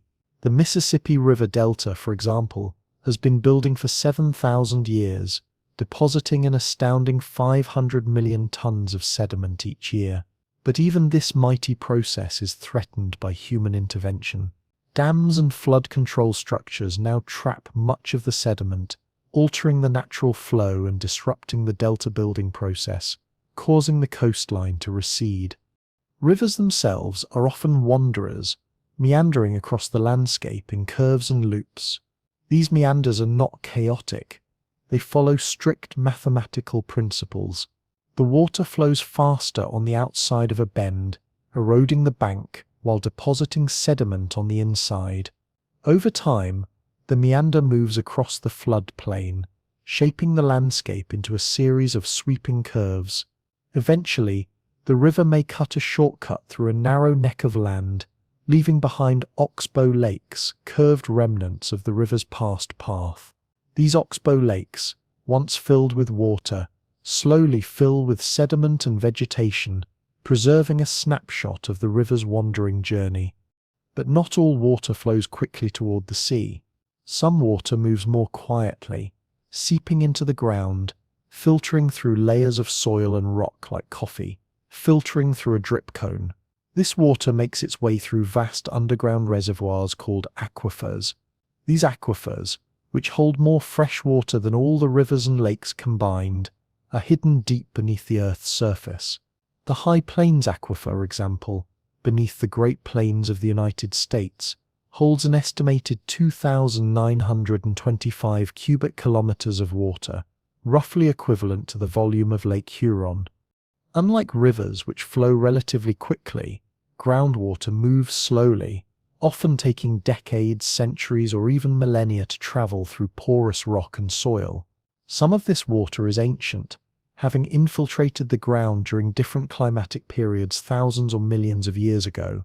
This water, called fossil water, is essentially non-renewable on human timescales. A poignant example of this can be found in the Sahara Desert, where groundwater trapped in ancient aquifers is now being pumped up to irrigate crops. This water, which fell as rain during a time when the Sahara was lush and green, will never be replenished on human timescales. Groundwater doesn't stay hidden forever. Eventually, it finds its way back to the surface, sometimes emerging in springs. Some of these springs are nothing more than slow, gentle seeps, water trickling from a hillside. But others are majestic, like Florida's Silver Springs, which discharges an astounding 800 million gallons of water per day. Water so clear you can see 100 feet down, emerging from the depths of the limestone aquifer, transformed by its long journey through the rock. All of this water, whether rushing in rivers, meandering through valleys, or seeping through aquifers, is in constant motion, following the path of least resistance. It is an unrelenting force, always working, always moving, slowly yet inexorably carving the landscape, shaping the world as we know it. And as the water makes its way back to the sea, pulled by the unyielding force of gravity, it continues its patient, eternal journey, a journey that has been unfolding for millions of years and will continue long after we are gone. The work of water is never truly done, and the landscapes it shapes are never the same. The freezing glaciers and deep time. In the most remote and frozen corners of our planet, on towering mountain peaks, and in the farthest polar reaches where the warmth of summer never quite succeeds in melting the winter's snow, water enters a kind of time unlike any other. Here, the landscape transforms slowly, imperceptibly, over millennia, as each snowflake that falls does not melt, but rather accumulates, year after year, decade after decade, century after century. In these frozen realms, time itself becomes a much slower beast. The snow falls building up, and in these places it does not vanish in the heat of the sun, but instead it accumulates in layers upon layers, building a monument to time's patient passage. In these icy fields, water takes on a new life, becoming something far more permanent than the fleeting torrents of rivers or the shallow ponds in your backyard. Each year, the snow is buried under the next snowfall, compacted and compressed under its own growing weight. The fluffy, crystalline snow of winter gradually hardens, transforming into firn, a transitional phase between snow and ice, until over many years, the firn compacts and turns into solid glacial ice. The snow, which weighs only 50 to 200 kilograms per cubic meter, becomes a substance so dense it weighs between 850 and 900 kilograms per cubic meter. This slow, eternal compression is the birth of glaciers. It is a process so gradual, so patient, that it takes thousands of years to complete, a transformation so slow it seems almost impossible to fathom. A glacier, then, is born not from a single moment, but from eons of snowfall, each flake adding to the weight, each layer compressing the snow beneath it. What begins as an innocent, light dusting of snow becomes an icy river that flows slowly across the land. But this river of ice moves at a pace that makes even the slowest mountain stream seem hasty by comparison.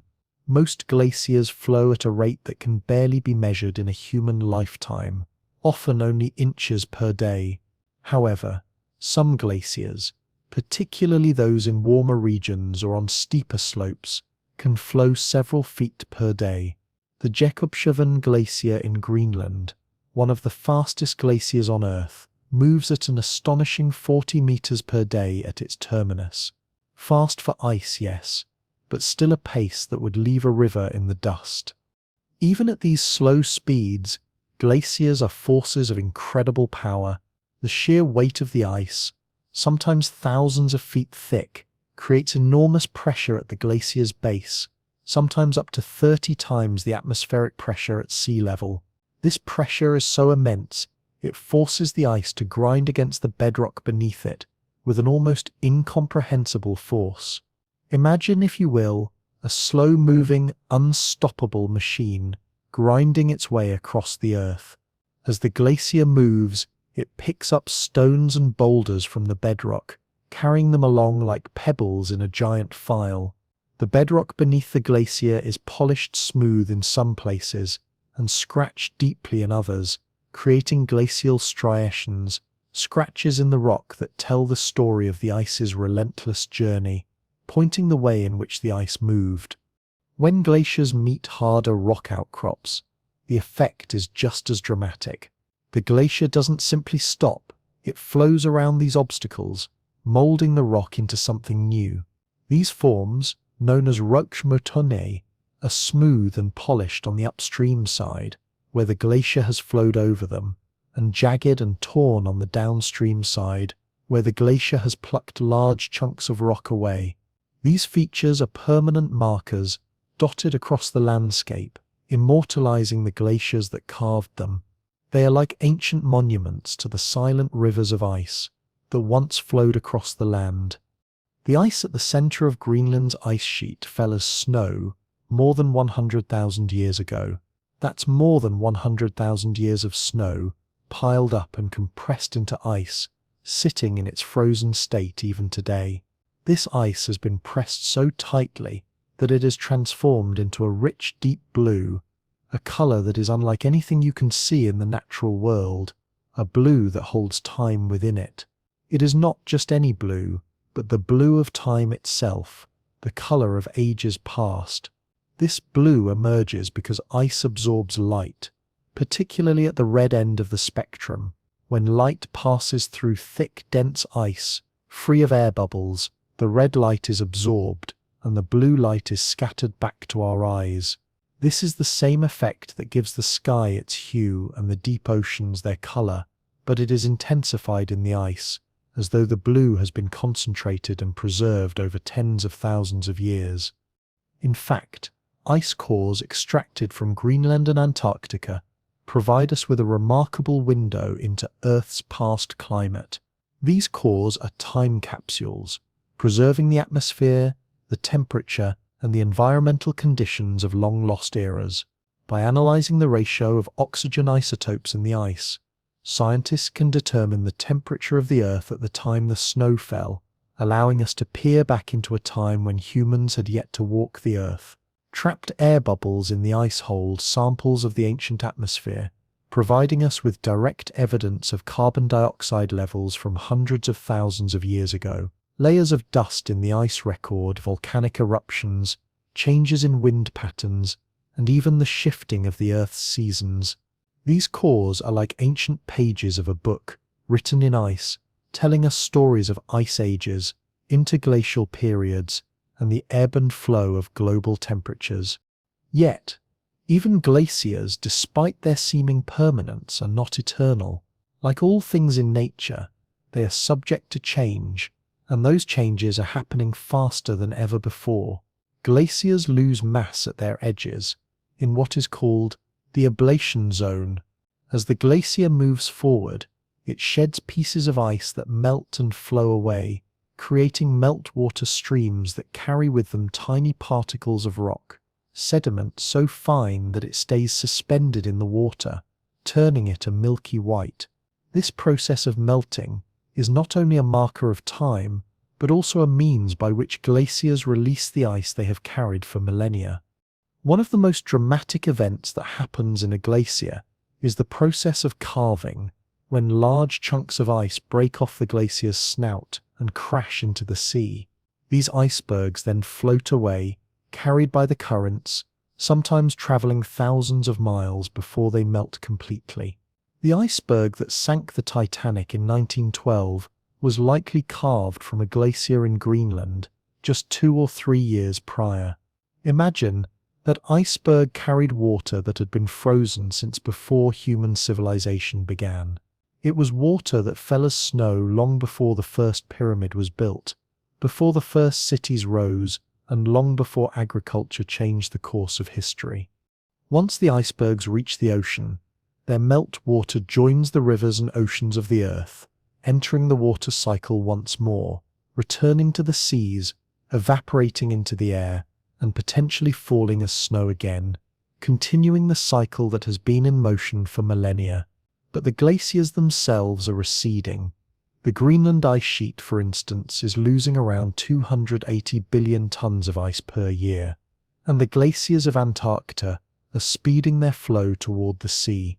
In places like Glacier National Park in Montana, the glaciers that once dotted the landscape have been shrinking rapidly. There were 150 glaciers there in 1850, but now only 25 remain.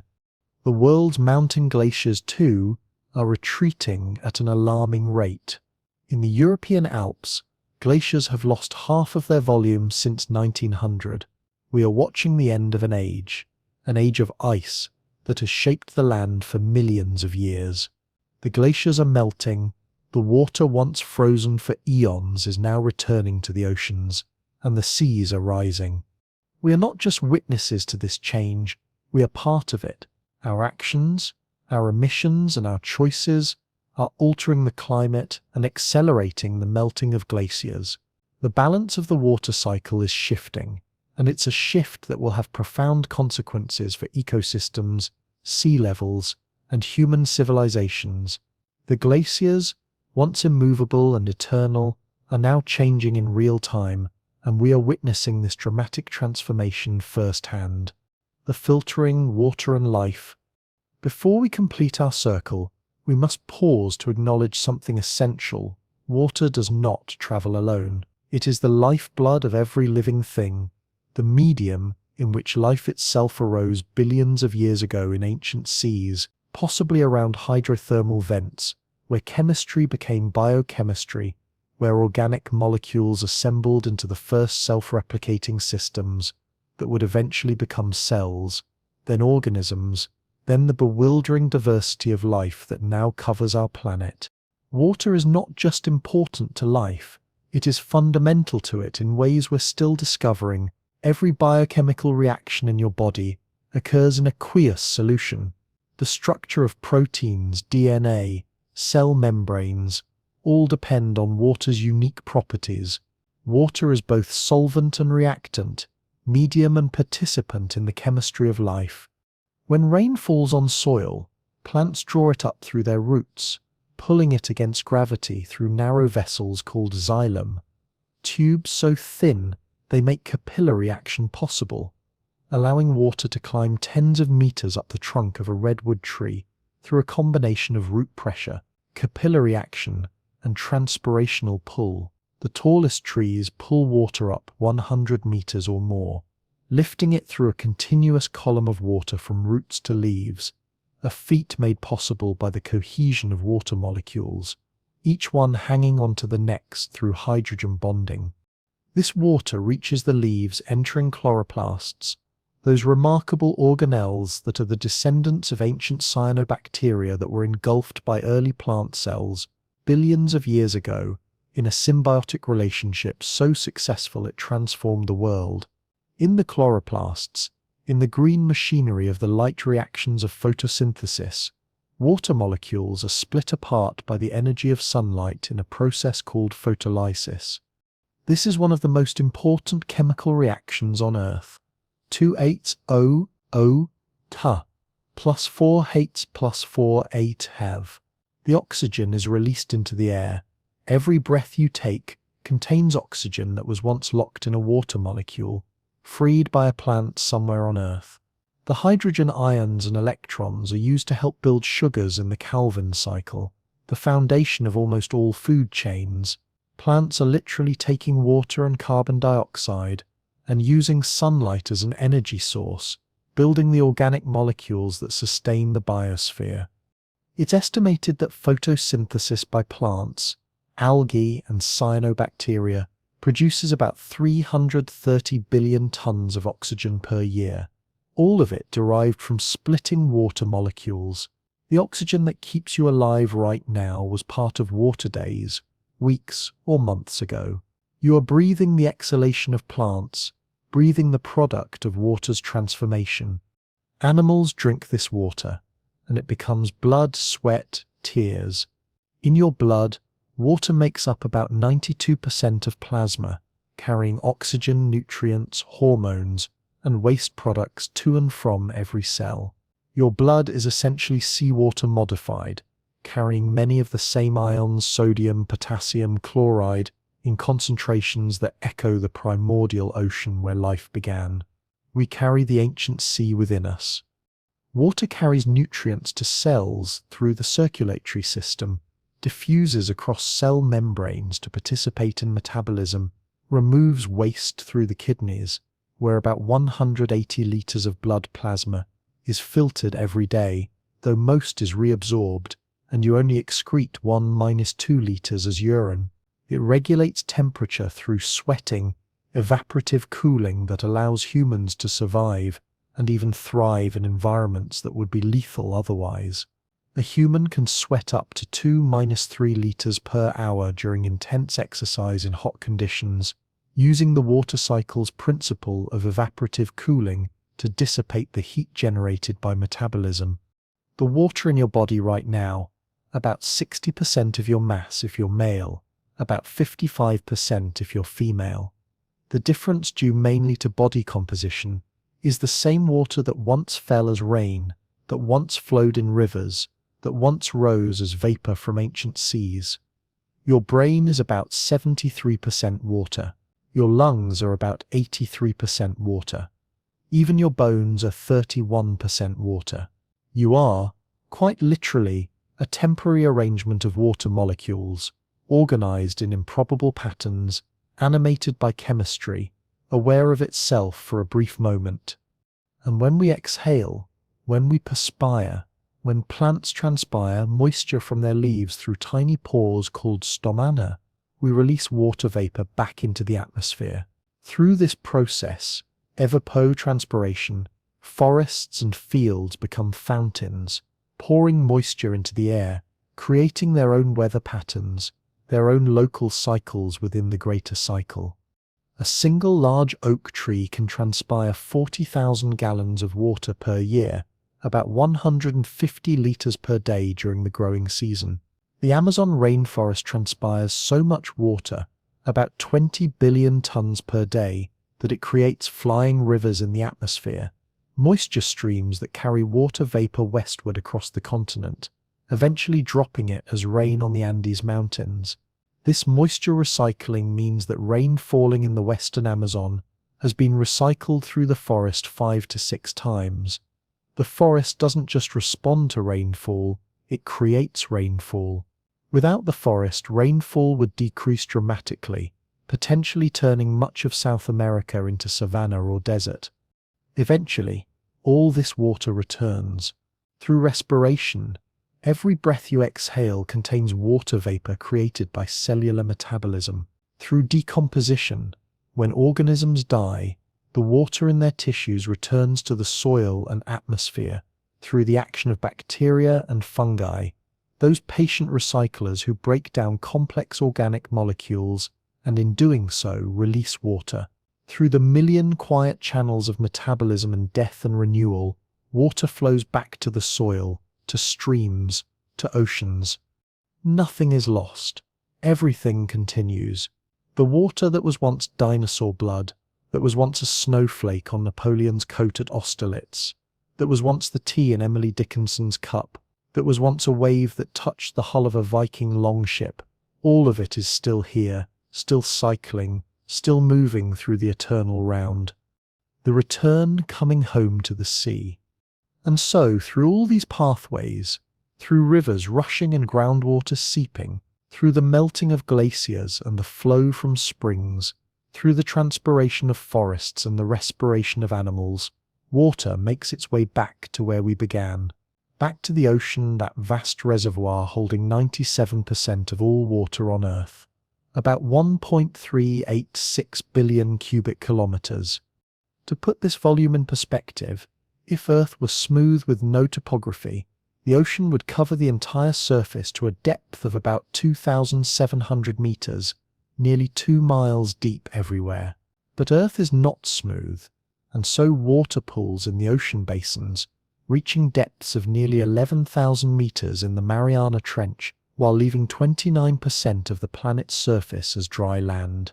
Here, in the ocean's embrace, water may rest again, perhaps for days, circulating in the wind-driven surface currents, the Gulf Stream carrying warm water from the tropical Atlantic toward northern Europe, making England's climate far milder than its latitude would suggest, allowing palm trees to grow in Cornwall at the same latitude as Newfoundland's icebergs, perhaps for decades in the slower circulation of the subtropical gyres, where currents spiral in great circles, driven by trade winds and westerlies, accumulating floating debris in areas like the Great Pacific Garbage Patch, a reminder that humans too are part of the water cycle, for better or worse. Or perhaps water rests for centuries in the deep ocean, that cold, dark realm where pressure exceeds 300 atmospheres, where no sunlight penetrates, where temperatures hover just above freezing. The average age of water in the deep ocean is about 1,000 years, 10 centuries since it last saw sunlight, last felt the kiss of air, last exchanged gases with the atmosphere. Water molecules that last touched the atmosphere when the Byzantine Empire still existed, when the printing press hadn't been invented, when most of the world was unknown to European cartographers. This deep water, has travelled in darkness, in cold, in pressure that would crush any surface-dwelling creature. It has been carried by the thermohaline circulation, the global oceanic conveyor belt, driven by density differences. Water becomes denser when it gets colder and when it gets saltier, through sea ice formation which leaves salt behind. In the North Atlantic near Greenland, and in the Weddell Sea around Antarctica, surface water becomes so dense it sinks, plunging to the ocean floor and beginning a journey that will take centuries. This deep water flows along the ocean bottom, through submarine canyons, and across abyssal plains, from the Atlantic to the Indian Ocean, from there to the Pacific, slowly mixing, gradually warming, eventually rising through upwelling in places like the coast of Peru or California, bringing nutrients from the deep to surface waters, feeding phytoplankton blooms that sustain fish populations that feed millions of people. The water cycle connects not just places but depths, linking the surface and the abyss in a slow dance of sinking and rising. The ocean is not uniform. It has layers, the epipelagic zone at the surface where light penetrates and photosynthesis occurs, the mesopelagic or twilight zone below, where faint light still filters down, but not enough for plants, the bathypelagic zone in perpetual darkness, and the deepest zones where strange life thrives near hydrothermal vents, entire ecosystems based not on sunlight but on chemical energy from Earth's interior, bacteria that oxidize hydrogen sulfide and form the base of food chains that include giant tube worms, eyeless shrimp, and ghostly white crabs. But even this deep water will rise again. The sun's warmth penetrates the upper layers of the ocean, and slowly, inevitably, convection currents bring deep water toward the surface.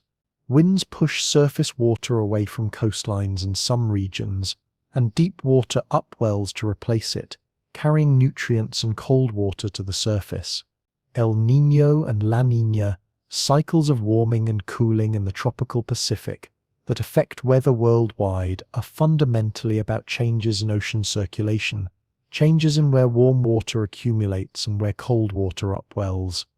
And when deep water finally reaches that boundary between liquid and air, when it feels again the sun's invitation after centuries in darkness, it begins once more to rise. Molecules gain energy, break free, become vapor. The cycle continues.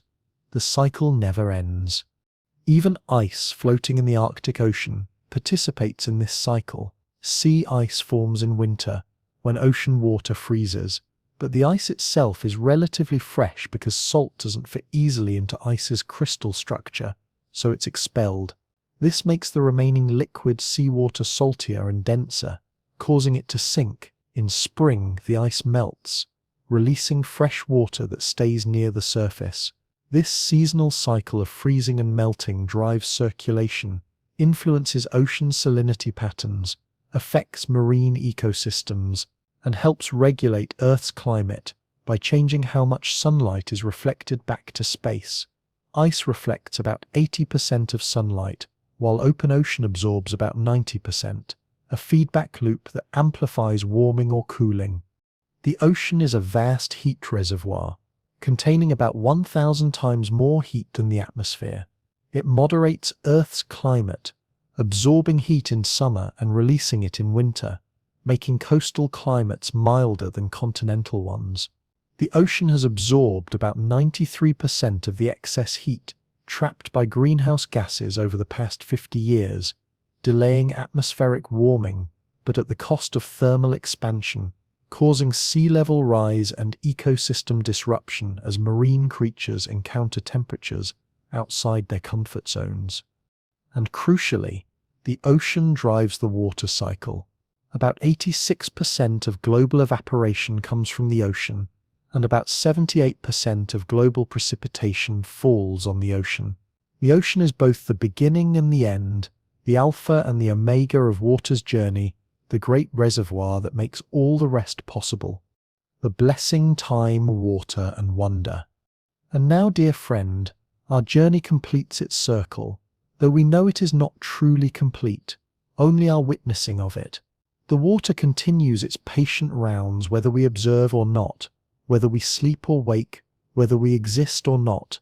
It cycled before there were eyes to see it, before there were minds to comprehend it, and it will continue long after humanity is gone, carrying on the work that has sustained this planet for billions of years.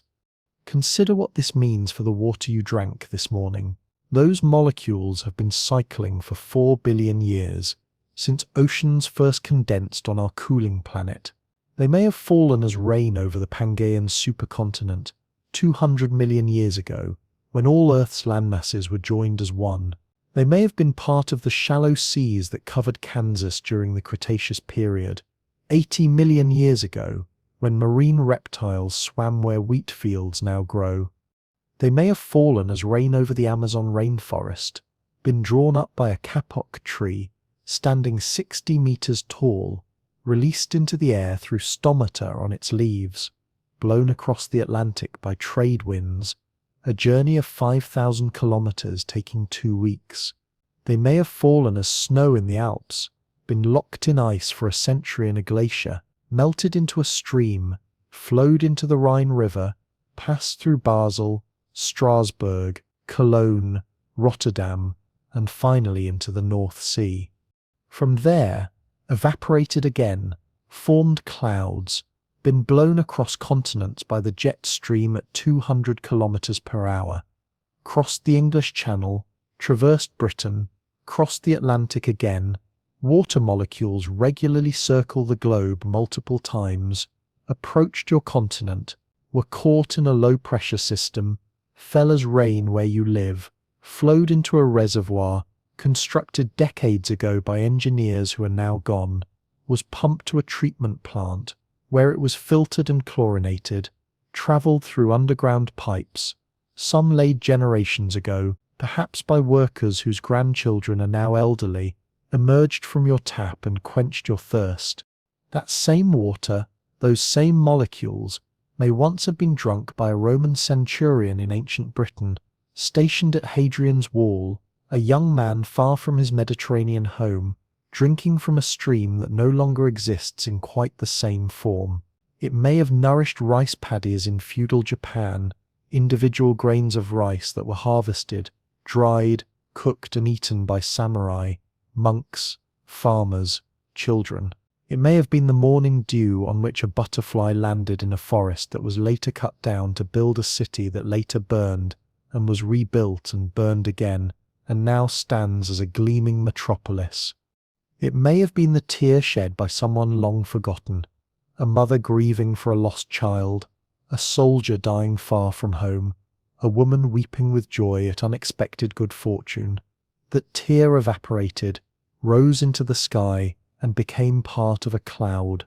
It may have been the ice that preserved the body of Otzi, the iceman for 5,300 years in an alpine glacier, frozen around him in the Copper Age when he died from an arrow wound, keeping his body intact until hikers discovered him in 1991, still wearing his grass cape and copper axe. You are connected, through water, to every moment and every place on Earth. You are part of this cycle, not separate from it. The water molecule you just swallowed might have been in Cleopatra's bath, might have been sap in a tree when Caesar crossed the Rubicon, might have been sea foam when the Polynesians navigated by stars to settle every habitable island in the Pacific, might have been snow falling on Lincoln as he delivered the Gettysburg Address, might have been part of a cloud when the Wright brothers first flew, might have been rain that fell during Woodstock. Your body is mostly water, and that water is on loan, borrowed from the cycle for the decades you live. The water in your body has an average residence time of about 9–10 days. You're constantly losing water through breath, sweat, urine, and constantly replacing it through drinking, eating, and metabolic water produced by cellular respiration. You exchange your body's water completely about 37 times per year. When you die, decades from now, we hope after a life well lived, that water will return to the cycle. It will be released through cremation as vapor, or will seep from your buried body into the soil through decomposition, will be taken up by plant roots, will evaporate, will become clouds and rain, will be drunk by future beings. Your water will outlast your name, will outlast your great-great-grandchildren's memory of you, will continue its endless journey long after your name has been forgotten. There is something profoundly comforting in this. While we hurry through our brief lives, while we worry and plan and strive and fear, the earth moves at a different pace. Mountains rise over millions of years and are worn down again by rain. Continents drift at the speed fingernails grow. Ice ages come and go over periods of tens of thousands of years, and through it all, water cycles, connecting everything, sustaining everything, outlasting everything. Water teaches patience. It teaches that erosion, given enough time, is more powerful than the hardest stone. The Colorado River carving the Grand Canyon, Chinese water torture dripping on stone for years until it wears a hole, waves patiently smoothing sea glass over decades until all sharpness is gone. It teaches that the gentle cycle of rise and fall, of gathering and releasing, of holding and letting go, is the fundamental rhythm of our world. The Chinese philosopher Lao Tzu wrote, "Water is fluid, soft and yielding, but water will wear away rock which is rigid and cannot yield. As a rule, whatever is fluid, soft and yielding will overcome whatever is rigid and hard."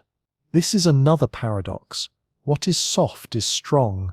Water wins not through force, but through persistence, not through hardness, but through adaptability, not through resistance, but through acceptance of the path of least resistance.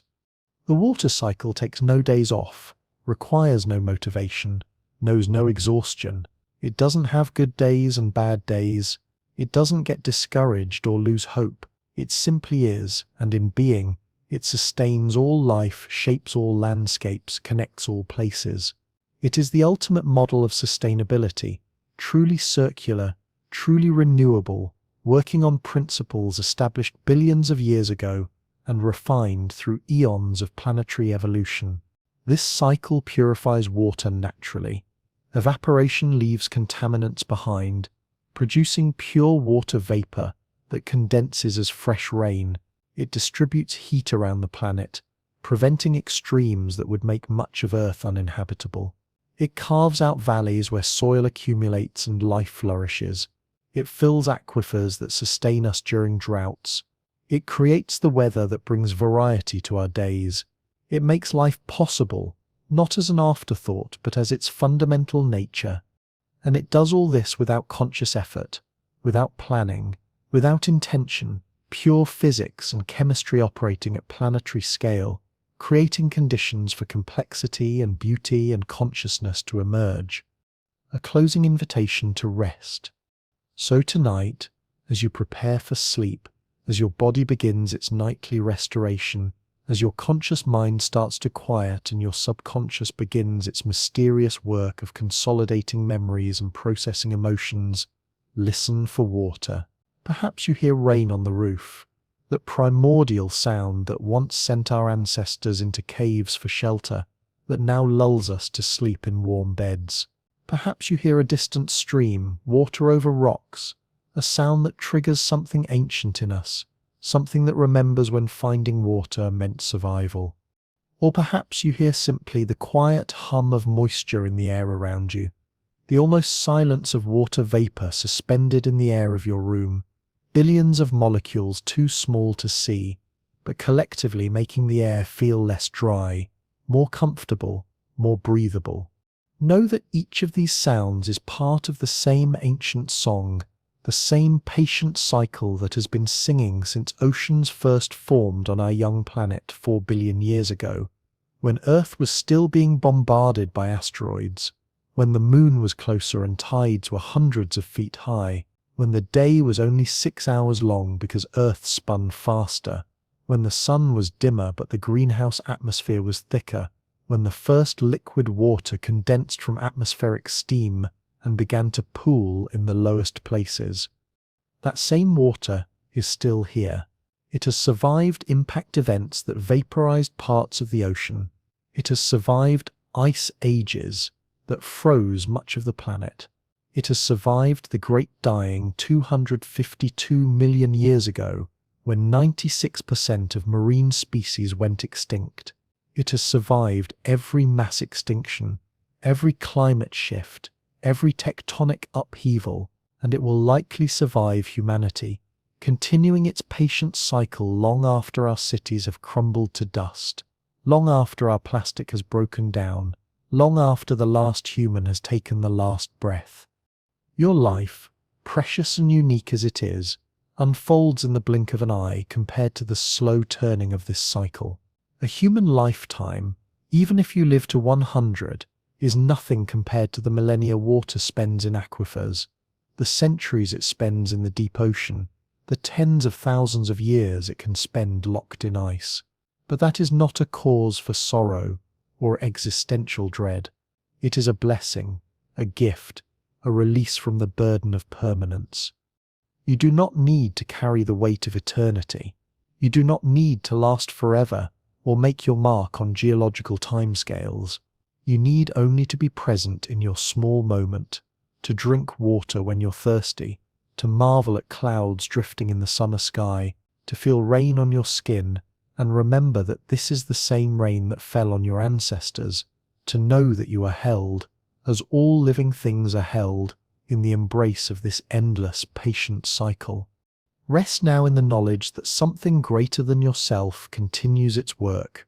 While you sleep, clouds are forming even now, even in darkness, as water vapor cools and condenses around aerosol particles in the night sky. Rain is falling somewhere, perhaps in the Amazon at this very moment, perhaps in Southeast Asia where it's afternoon and monsoon clouds are building, perhaps in Tasmania where it's tomorrow already. Rivers are flowing, slowly carving their paths deeper, moving sediment grain by grain from mountains to sea, doing in one day what seems like nothing but in a million days reshaping continents. Glaciers are moving, inches at a time, in their millennial dance imperceptible to human eyes but unstoppable, flowing downslope under their own weight, carving icebergs into polar seas. Oceans are breathing, in and out, releasing vapor that will become the next generation of clouds, absorbing vapor that returns from the land, mixing their layers in slow convection, the great heart of the planetary circulation beating steadily, reliably, century after century. Groundwater is seeping through aquifers beneath your feet right now, moving at rates measured in meters per year, following hydraulic gradients, slowly making its way from mountains to sea through pathways carved in stone, a journey that began perhaps when your great-great-grandparents were young and won't end until your great-great-grandchildren are old. And you are part of this. Your body is mostly water on a temporary journey. You are a brief eddy in the eternal stream, a droplet that has become aware of itself, a moment of consciousness within the cycle. The water in your body right now will still be here long after you're gone, will still be cycling, will perhaps be part of a rain cloud over the Sahara a century from now, will perhaps be snow on the Himalayas 2 centuries from now, will perhaps be drunk by a child, not yet born, 3 centuries from now, continuing forever in forms you cannot imagine. This is your inheritance and your gift, to be briefly part of something eternal, to borrow water for a lifetime and return it when you're done, to participate in a cycle that connects you to every living thing that ever existed and ever will exist. Rest now. The water cycle continues its patient work. The earth breathes in rhythms older than memory, steadier than stone, more patient than time itself. The sun will rise tomorrow and will warm the ocean, and water will rise again as it always has, and clouds will form as they always have, and rain will fall as it always has, and the cycle will continue. And you, for this beautiful, fleeting moment, are part of it all. You are consciousness, viewing the cycle from inside the cycle. You are water that has learned to wonder at water. You are the universe understanding itself through human eyes, through human consciousness. For a brief and precious time, you are home. You always were. You always will be, because the atoms that make you are eternal, and the water you borrow will return and continue. And in that continuation, something of you continues too, not your identity perhaps, not your memories, but your participation in the endless round. Breathe in, breathe out. Let yourself drift. Feel your body relaxing. Feel your muscles releasing tension. Feel your breathing slow and deepen. Feel yourself beginning to float towards sleep like a cloud drifting on evening thermals. The journey continues, with or without your watching. The cycle needs no witness, no observer, no consciousness to appreciate it. It simply is, eternally present, eternally in motion, eternally at rest and eternally flowing, paradoxically, both at once. And that, dear friend, is as it should be. That is the nature of water, to be solid and liquid and vapour, to be rain and river and cloud, to be ancient and ever new, to be both home and journey. Rest now. You are water briefly aware. Soon you'll sleep, and the water will continue its work in your body, filtering through kidneys, transporting nutrients, maintaining temperature, allowing your brain to consolidate memories as you dream. And tomorrow you'll wake, and perhaps you'll drink a glass of water, and in that simple act, you'll welcome home molecules that have been wandering for billions of years, that have travelled through oceans and clouds, through dinosaurs and forests, through civilizations risen and fallen, and now, for a few days, will travel through you. What a privilege! What a wonder! What a beautiful temporary dance! Rest. The water remembers everything and forgets nothing. You need remember nothing and can forget everything. The cycle holds it all. Rest.